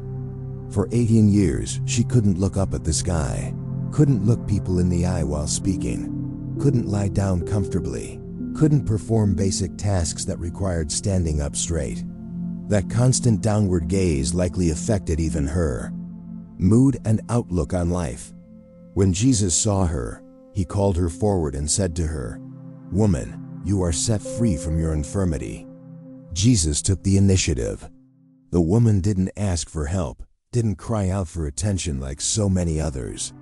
Perhaps she had grown resigned to her condition after so many years. But Jesus saw her, called her to the front of the synagogue before everyone, and declared her freedom. Then he put his hands on her, and immediately she straightened up and praised God. The effect was instant. After 18 years bent over, she stood up straight. No physical therapy, no adjustment period, no pain, and the very first thing she did with her new posture was praise God. What a moment of joy and gratitude that must have been. But not everyone shared her joy. The synagogue leader was indignant because Jesus had healed on the Sabbath. He didn't confront Jesus directly, but spoke to the crowd. There are 6 days for work. So come and be healed on those days, not on the Sabbath. This religious leader was so bound to the rules that he lost sight of their purpose. He viewed healing as work and therefore inappropriate for the Sabbath. He valued strict adherence to the letter of the law more than the restoration of a suffering human being. Jesus responded with irrefutable logic. "You hypocrites! Doesn't each of you untie your ox or donkey from the stall and lead it out to give it water on the Sabbath? Then shouldn't this woman, a daughter of Abraham, whom Satan has kept bound for 18 long years, be set free on the Sabbath day?" From what bound her, Jesus' argument was clear. If it's acceptable to care for an animal on the Sabbath, as the Pharisees themselves regularly did, how much more important it is to free a human being, a daughter of Abraham, a member of God's covenant people, from 18 years of suffering. Jesus also revealed the deeper nature of the woman's condition. She had been bound by Satan. Her affliction wasn't merely physical. It was the result of spiritual oppression. Jesus not only healed her body, he set her free spiritually. When he said this, all his opponents were humiliated, but the people were delighted with all the wonderful things he was doing. The religious leaders had no response to Jesus' logic. Their own actions condemned them. Meanwhile, ordinary people, those not shackled by rigid legalistic interpretations, could see and celebrate the powerful, liberating work of God in action. The 28th miracle of Jesus is recorded in Luke 14, E's 1-6. This account, much like the story of the bent-over woman, also centers on a Sabbath healing and confronts religious leaders about the true meaning of the holy day. One Sabbath, when Jesus went to eat in the house of a prominent Pharisee, he was being carefully watched. Jesus had been invited to a meal at the home of a leading Pharisee. This wasn't just a casual get-together. The Pharisees were watching him closely, likely hoping to catch him in something they could use against him. In front of him was a man suffering from abnormal swelling of his body. The man had dropsy or edema, a condition where fluid builds up in the body, causing swelling often in the legs, ankles, and feet. It's painful, debilitating, and often a symptom of more serious heart, kidney, or liver issues. Interestingly, the man was positioned right in front of Jesus. This seems deliberate.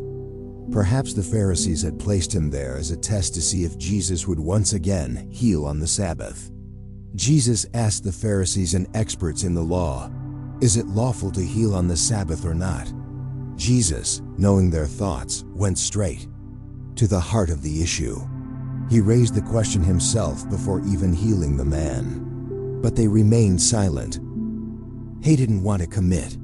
If they said yes, they couldn't criticize him. If they said no, they'd come across as heartless in front of everyone. Seeing their silence, Jesus took hold of the man, healed him, and sent him on his way. There was no hesitation, no ceremony. Jesus simply touched the man, healed him, and let him go. The healing was immediate and complete. The swelling vanished, and the man was restored. Afterward, Jesus challenged them with a question that exposed their hypocrisy.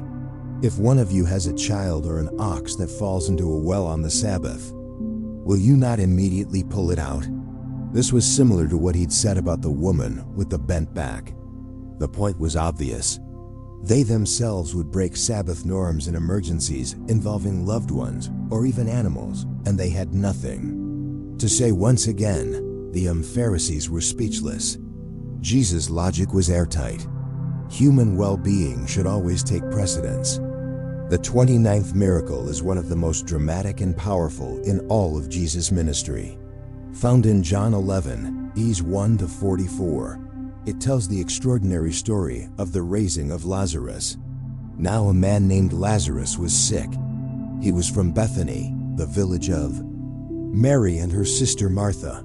Lazarus and his sisters were close friends of Jesus. He often stayed at their home in Bethany, just a couple of miles outside Jerusalem. This Mary, whose brother Lazarus now lay sick, was the same one who poured perfume on the Lord and wiped his feet with her hair. John is referencing an event he'll describe later in chapter 12, where Mary anoints Jesus' feet with expensive perfume. So the sisters sent word to Jesus, "Lord, the one you love is sick." Notice what the message said. They didn't ask him to come. They simply informed him of the situation. They trusted Jesus' love for Lazarus and believed he would respond as he saw best. Jesus' reaction was unexpected. When he heard this, Jesus said, "This sickness will not end in death. No, it is for God's glory, so that God's Son may be glorified through it." Jesus already knew the outcome. He understood the greater purpose behind Lazarus' illness. Now Jesus loved Martha and her sister and Lazarus. So when he heard that Lazarus was sick, he stayed where he was 2 more days. This deliberate delay seems odd. If Jesus loved them so much, why didn't he go immediately? Because he had something greater in mind. After 2 days, he said to his disciples, "Let us go back to Judea." The disciples were concerned. "Rabbi, a short while ago, the Jews there tried to stone you, and yet you are going back." It was dangerous. Judean religious leaders were looking to kill him. Jesus replied with a metaphor about walking in light versus darkness. Then said plainly, "Our friend Lazarus has fallen asleep, but I am going there to wake him up." The disciples misunderstood. "Lord, if he sleeps, he will get better." So Jesus said it bluntly, "Lazarus is dead, and for your sake, I am glad I was not there so that you may believe, but let us go to him." Thomas, also called Didymus, said to the other disciples, "Let us also go that we may die with him." Thomas understood the danger of returning to Judea, but he was willing to follow Jesus, even if it cost him his life. When Jesus arrived, Lazarus had already been in the tomb for 4 days. Many Jews had come from the city to comfort Martha and Mary. When Martha heard that Jesus was coming, she went out to meet him, but Mary stayed at home. "Lord," Martha said to Jesus, "if you had been here, my brother would not have died. But I know that even now God will give you whatever you ask." Martha expressed both her sorrow at Jesus' absence and her faith in his power. Jesus said to her, "Your brother will rise again." Martha thought he was referring to the general resurrection at the end of time. "I know he will rise again in the resurrection at the last day." Jesus then made one of the most profound declarations in the entire New Testament. "I am the resurrection and the life. He who believes in me, though he may die, shall live. And whoever lives and believes in me shall never die." "Do you believe this?" "Yes, Lord," she replied. "I believe that you are the Christ, the Son of God, who was to come into the world." Martha's faith was remarkable, even in the midst of deep grief. Martha went back and called her sister Mary aside, saying, "The teacher is here and is asking for you." Mary quickly went to meet Jesus, who had not yet entered the village, but was still at the place where Martha had met him. The Jews who were comforting Mary saw her leave quickly and followed her, thinking she was going to the tomb to weep there. When Mary reached the place where Jesus was and saw him, she fell at his feet and said, "Lord, if you had been here, my brother would not have died." She echoed Martha's words. Perhaps the two sisters had spoken about this during their days of mourning. When Jesus saw her weeping, and the Jews who had come along with her also weeping, he was deeply moved in spirit and troubled. Jesus was profoundly affected by their grief. "Where have you laid him?" he asked. "Come and see, Lord," they replied. Jesus wept. The shortest verse in the Bible reveals one of its deepest moments. Even knowing he would raise Lazarus in just a few minutes, Jesus wept. He felt the pain of loss and shared in the sorrow of his friends. His compassion was real and personal. Some of the Jews said, "See how he loved him." But others asked, "Could not he who opened the eyes of the blind man have kept this man from dying?" Jesus, once more deeply moved, came to the tomb. It was a cave with a stone laid across the entrance.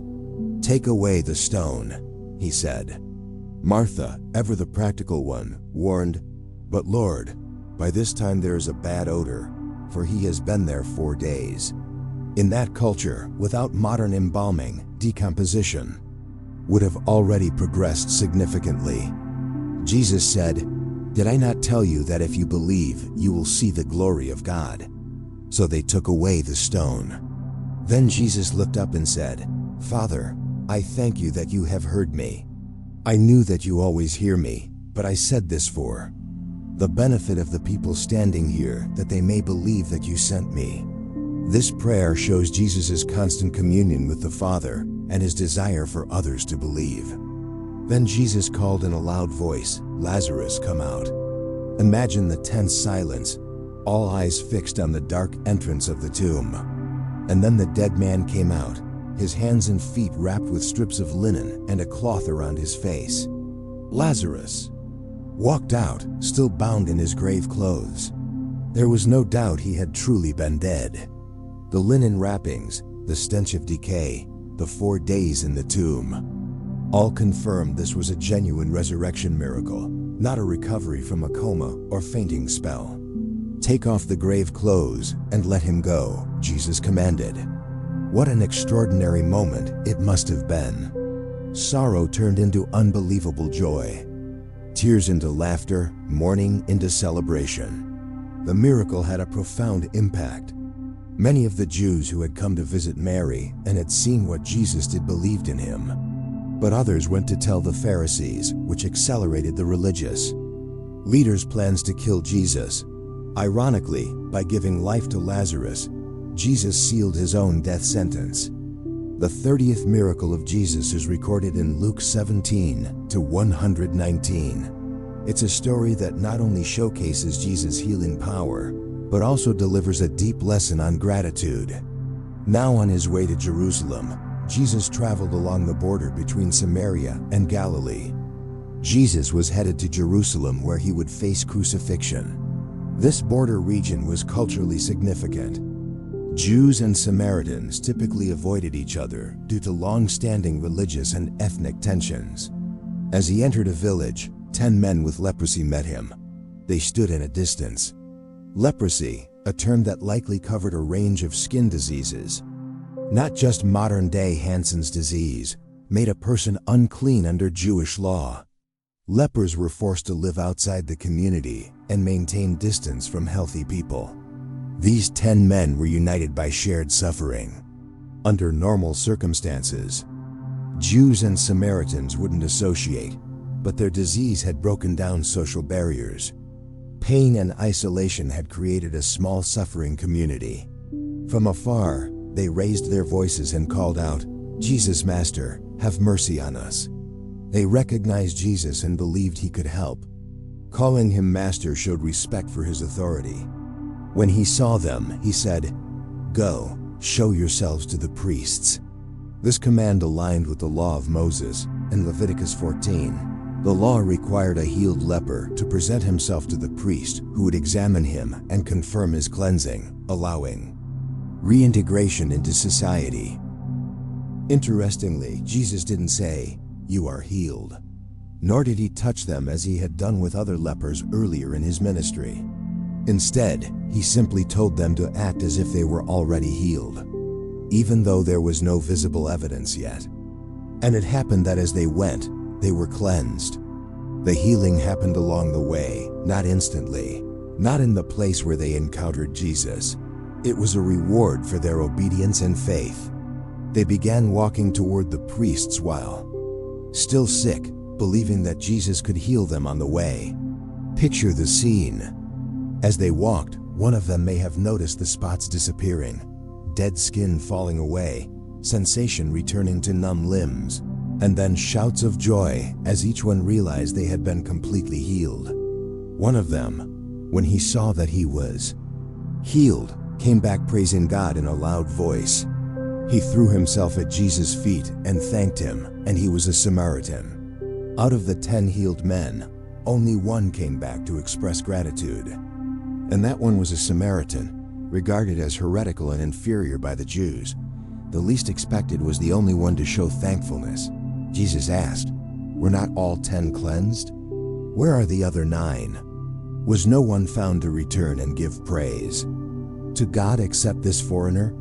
Jesus noticed the absence of the others and pointed out the irony. The foreigner showed more gratitude and recognition than those from the covenant people. Then he said to him, "Rise and go. Your faith has made you well."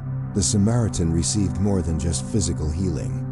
The Greek word translated as "made you well" can also mean saved physically and spiritually. This man received both. His body was cleansed and his soul was saved. This miracle reveals how Jesus broke through social and religious barriers to bring healing and salvation. He healed both Jews and Samaritans without discrimination. It also teaches a powerful lesson about gratitude. Only 1 in 10 return to give thanks. How often do we receive blessings and forget to thank the one who gave them? The 31st miracle of Jesus took place as he was approaching Jerusalem for his final Passover. In Matthew 20, Mark 10, and Luke 18, we find the moving story of the healing of blind men near Jericho. As Jesus and his disciples were leaving Jericho, a large crowd followed him. Says Matthew 20:29. Jesus was on his way to Jerusalem where he would face the cross. The road passed through Jericho, an ancient city in the Jordan Valley. On the roadside sat 2 blind men. Mark focuses on just one and even gives his name. Bartimaeus, son of Timaeus, a blind beggar, was sitting by the roadside. Imagine the lives of these men, unable to see, dependent on the charity of others to survive, sitting day after day beside the road, calling out for help from passers-by. When they heard the crowd going by, they asked what was happening. Someone told them, "Jesus of Nazareth is passing by." That name sparked a flame of hope in their hearts. They had heard of his miracles, of the healing he brought. Without hesitation, they began to shout, "Lord, Son of David, have mercy on us." The title, Son of David, was messianic. They were acknowledging Jesus as the promised Messiah. Their faith was remarkable. The crowd rebuked them and told them to be quiet, says Matthew 20:31. People thought these blind beggars were being annoying, interrupting the important teacher passing by. But the blind men would not be silenced. They shouted all the louder, "Lord, Son of David, have mercy on us." They were determined not to miss this once-in-a-lifetime opportunity.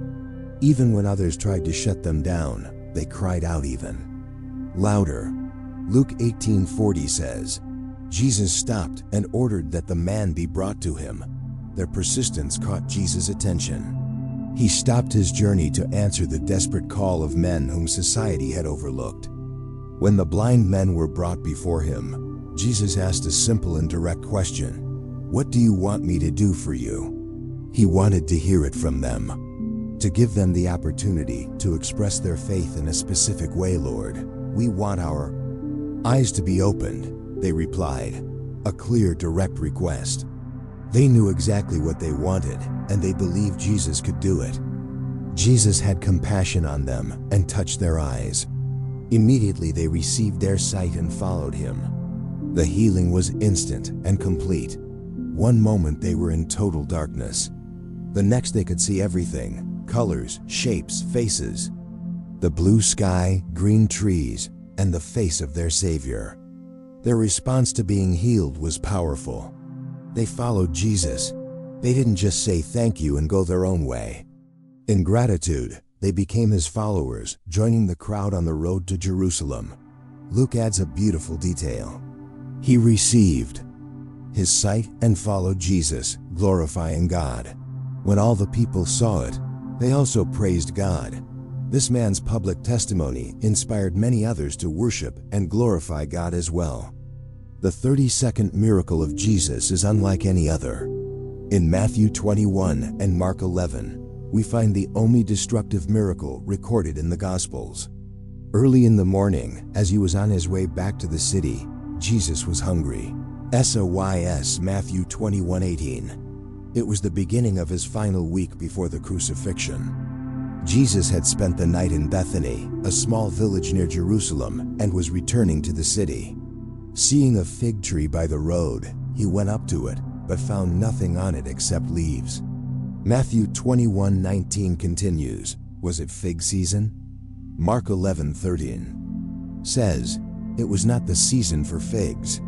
However, the presence of leaves usually meant there would be some early figs. So a leafy tree with no fruit made it a perfect symbol of appearance without substance. Then he said to the tree, may you never bear fruit again. Immediately the tree withered, Matthew reports. Mark gives a slightly different timeline, stretching the event over 2 days. On the first day, Jesus cursed the fig tree. The next day, passing by the same spot, the disciples noticed it had withered from the roots. The disciples were amazed. How did the fig tree wither so quickly? They asked. This was a different kind of miracle. Not a healing or a multiplication, but a judgment. Jesus used the moment to teach about faith and prayer. Truly, I tell you, if you have faith and do not doubt, not only can you do what was done to the fig tree, but even if you say to this mountain, be lifted up and thrown into the sea, it will happen. And whatever you ask for in prayer, if you believe, you will receive. Why did Jesus curse an innocent tree? This symbolic act was a parable in action. The fig tree represented Israel, specifically its religious leaders, who had all the outward signs of piety, the leaves, but bore no spiritual fruit that God was seeking. Jesus had just cleansed the temple, driving out merchants and money changers, because they had turned the house of prayer into a den of thieves. The curse on the fig tree was directly connected to this judgment on hollow religiosity. The 33rd miracle is the final healing Jesus performed before his crucifixion. In Luke 22:51, we find a brief but significant event. It was nighttime in the Garden of Gethsemane. Jesus had just prayed intensely to the point that his sweat became like drops of blood. He knew his time of suffering had come. While he was still speaking, a crowd came up and the man who was called Judas, one of the 12, was leading them. He approached Jesus to kiss him, says Luke 22:47. This kiss was the prearranged signal to identify Jesus to the guards coming to arrest him. When the disciples realized what was happening, they asked, Lord, should we strike with our swords? But before Jesus could answer, one of them struck the servant of the high priest, cutting off his right ear. John 18:10 gives us more detail. Then Simon Peter, who had a sword, drew it and struck the high priest's servant, cutting off his right ear. The servant's name was Malchus. Peter, always impulsive, tried to defend Jesus with physical force. He was probably aiming for Malchus's head, but ended up cutting off his ear. The situation could have escalated quickly into a full-blown conflict, but Jesus intervened. Enough of this. And then, in a final act of compassion before his arrest, he touched the man's ear and healed him. As Luke 22:51 recounts, this miracle stands out for several reasons. First, it's the only recorded miracle performed during Jesus' arrest. Second, it was done for someone who came to seize him, an enemy, not a follower. Third, it repaired harm caused by one of his own disciples. Even in this critical moment, Jesus demonstrated that his kingdom was not built on violence. "Put your sword back in its place," he told Peter. "For all who draw the sword will die by the sword." This final healing miracle perfectly closed Jesus' earthly ministry. From beginning to end, he showed compassion for all friends and enemies, Jews and Gentiles, men and women, rich and poor. Even in his darkest hour, while being unjustly arrested, he reached out to heal. The 34th miracle occurred during the crucifixion of Jesus. In Matthew chapter 27, Mark 15, and Luke chapter 23, we read about a supernatural phenomenon that accompanied Jesus' death. Jesus was nailed to the cross around 9 o'clock in the morning, the third hour of the day by Roman reckoning. For 3 hours he suffered as soldiers and passers-by mocked him. Then something extraordinary happened. From noon until 3 o'clock in the afternoon, darkness came over all the land, says Matthew 27-45. From midday, the 6th hour, to 300 p.m., the 9th hour, a mysterious darkness covered the land. This was not a typical solar eclipse. Passover always took place during the full moon, making the solar eclipse astronomically impossible. Besides, a total solar eclipse lasts only a few minutes, not 3 full hours. The darkness was clearly a supernatural event. Its meaning was profound. In the Bible, darkness often symbolizes divine judgment.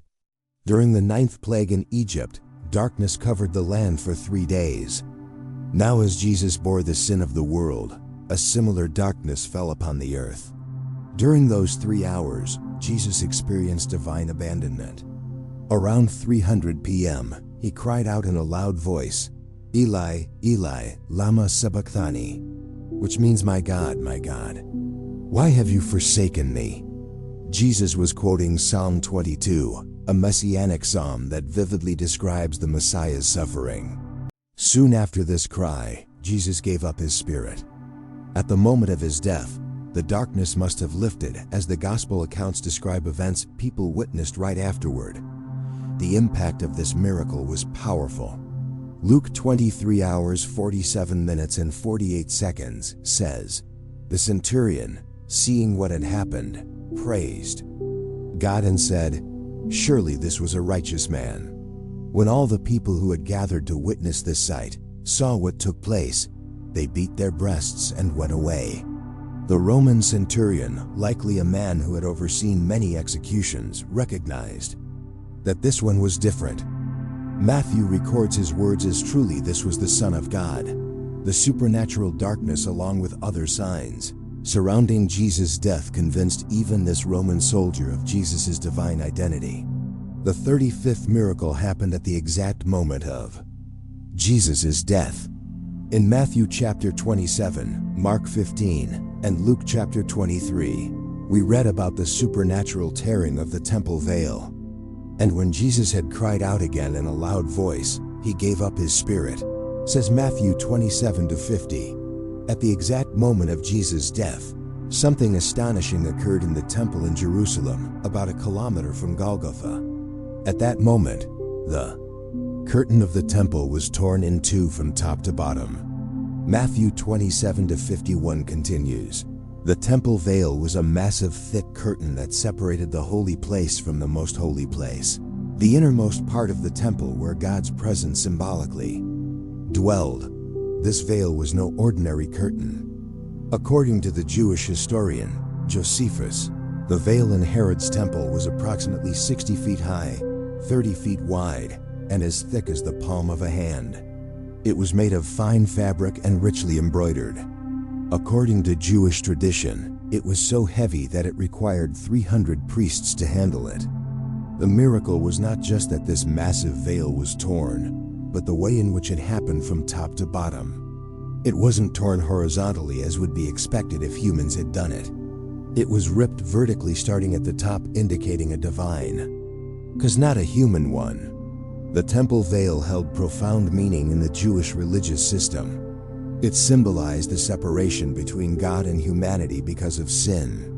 Only the high priest was allowed to pass beyond this veil, and only once a year on the Day of Atonement to offer sacrifices for the people's sins. The tearing of this veil at the moment of Jesus' death symbolized the end of that separation. Jesus' sacrifice on the cross opened the way for direct access to God. As Hebrews 10 hours 19 minutes and 20 seconds puts it, therefore, brothers and sisters, we have confidence to enter the most holy place by the blood of Jesus, by a new and living way opened for us through the veil, that is his body. This miracle must have caused a great stir among the priests serving in the temple at that time. It happened during the evening sacrifice. So many priests would have been present in the holy place.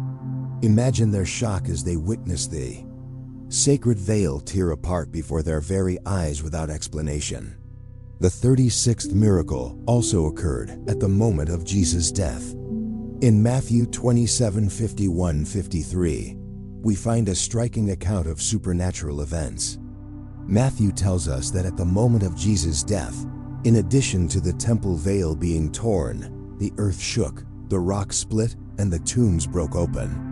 A powerful earthquake rocked Jerusalem, strong enough to split solid rock. Earthquakes aren't uncommon in the region of Israel, which lies on an active geological fault line. But the timing of this particular quake, coinciding precisely with Jesus' death, clearly suggests this was no ordinary natural event. It was a divine response, the earth itself reacting to the death of its creator. But what happened next was even more extraordinary. Matthew continues, the bodies of many holy people who had died were raised to life. They came out of the tombs after Jesus' resurrection and went into the holy city and appeared to many people. This is one of the most intriguing accounts in the entire Bible. People who had died, described as holy, likely meaning faithful followers of God, were raised back to life. Their tombs were opened by the earthquake. But notice they didn't emerge immediately. Matthew specifies that they came out after Jesus' resurrection, suggesting they remained in their graves for about 3 days. After Jesus rose on Sunday morning, these resurrected saints entered Jerusalem, the holy city, and appeared to many. Matthew doesn't tell us who they were, how many there were, or what happened to them afterward. Were they Old Testament figures, recently deceased believers? We don't know.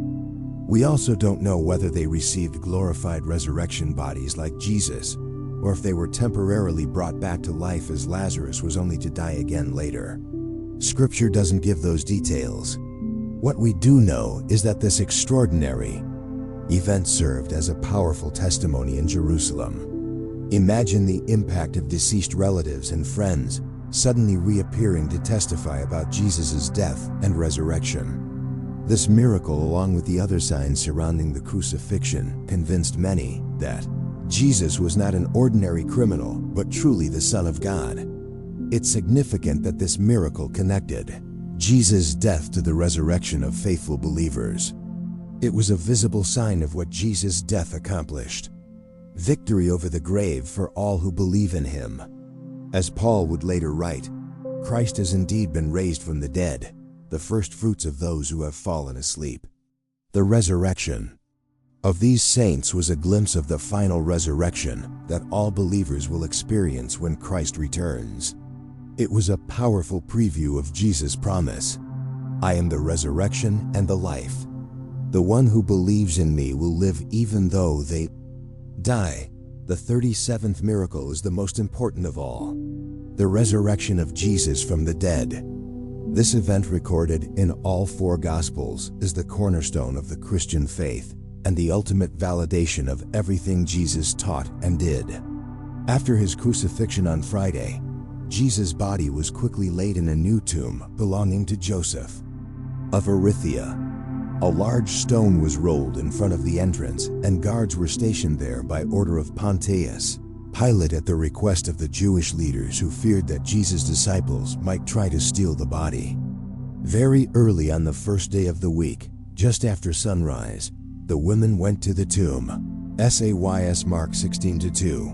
These women, including Mary Magdalene, Mary the mother of James, and Salome, were bringing spices to finish the embalming process, which had been rushed on Friday.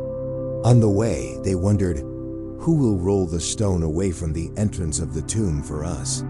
The stone was large and heavy, far beyond their strength. But when they arrived, they were surprised.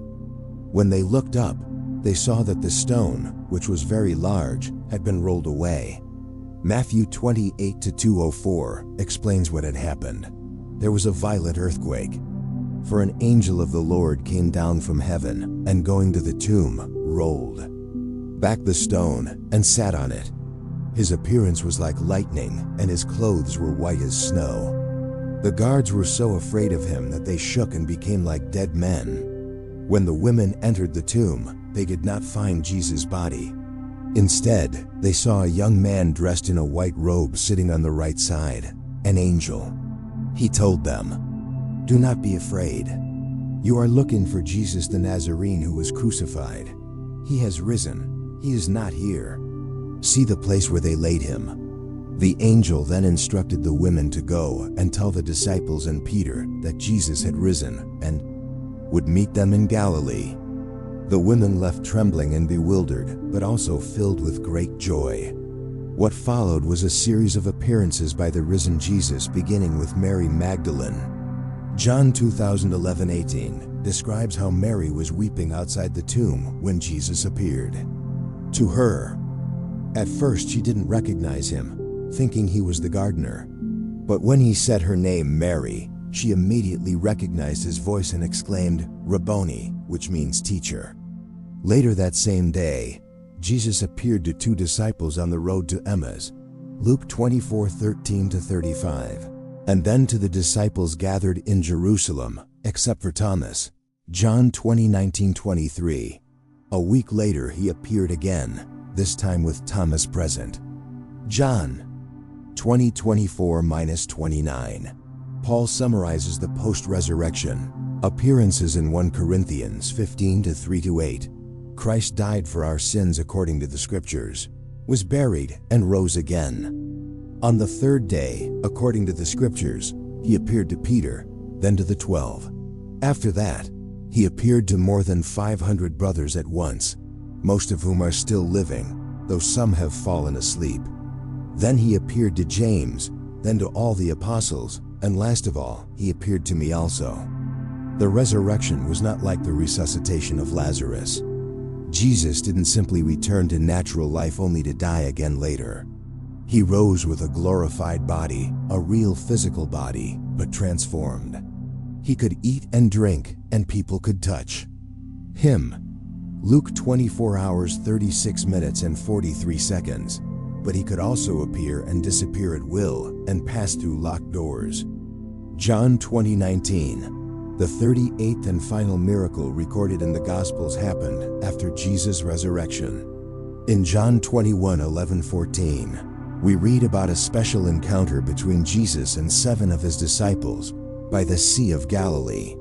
Afterward, Jesus appeared again to his disciples by the Sea of Tiberias, says John 21:1. Tiberias was another name for the Sea of Galilee. Present were Simon Peter, Thomas, Nathanael, the sons of Zebedee, James and John, and 2 other disciples. Peter decided to go back to fishing, his old profession. "I'm going out to fish," he said. The others joined him. "We'll go with you." They went out in the boat, but that night they caught nothing. They had fished all night, the best time to fish in that lake, and caught absolutely nothing. At dawn, Jesus stood on the shore, but the disciples didn't recognize him. The distance, the early morning light, and possibly even a divine purpose kept them from identifying him right away. Jesus called out, "Children, do you have anything to eat?" "No," they answered. Then he gave them a simple instruction. "Cast the net on the right side of the boat, and you'll find some." When they did, they were unable to haul the net in because of the large number of fish. The disciple whom Jesus loved, John, was the first to recognize him. "It's the Lord," he said to Peter. Immediately, Peter jumped into the water and swam to shore to meet Jesus, while the others followed in the boat, dragging the net full of fish behind them. When they arrived, they saw a fire of burning coals, with fish on it and some bread. Jesus had already prepared breakfast for them. "Bring some of the fish you just caught," he said. Peter went and pulled the net ashore. It was full of 153 large fish. But even with so many, the net was not torn. The precise number 153 suggests that the disciples were so amazed they counted every single one. "Come and have breakfast," Jesus invited them. None of the disciples dared ask him, "Who are you?" They knew it was the Lord. Jesus took the bread and gave it to them and did the same with the fish. John notes this was now the third time Jesus appeared to his disciples after he was raised from the dead. This final recorded miracle is especially significant for several reasons. First, it echoes the earlier miraculous catch Luke 5, when Jesus first called these same fishermen to become fishers of men. Now, after his resurrection, he was reaffirming that very call. Wow, what an incredible journey we've just taken together. We've seen all 38 miracles that Jesus performed during his ministry on earth. From turning water into wine to rising from the dead, each miracle revealed a different aspect of who Jesus truly is. These miracles aren't just ancient stories. They speak directly to our hearts today. They show us a Jesus who cares about weddings and celebrations, who has compassion for the sick and suffering, who feeds the hungry, calms our storms, and holds power even over death itself. If this video touched your heart, don't keep it to yourself. Hit the subscribe button now so you don't miss our upcoming videos about Bible stories that transform lives. And how about sharing this video with a friend or family member who needs to experience the power of Jesus in their life? Remember, each share can reach someone who needs this message right now. So go ahead, hit that button, spread the word, and let's take the message of Jesus' miracles to the world together. See you in the next video, and may God bless your week. If this journey through the miracles of Jesus touched your heart, be sure to subscribe to our channel. Share this video with someone who needs encouragement and hope today, and let's keep spreading the good news of Jesus' power and love together.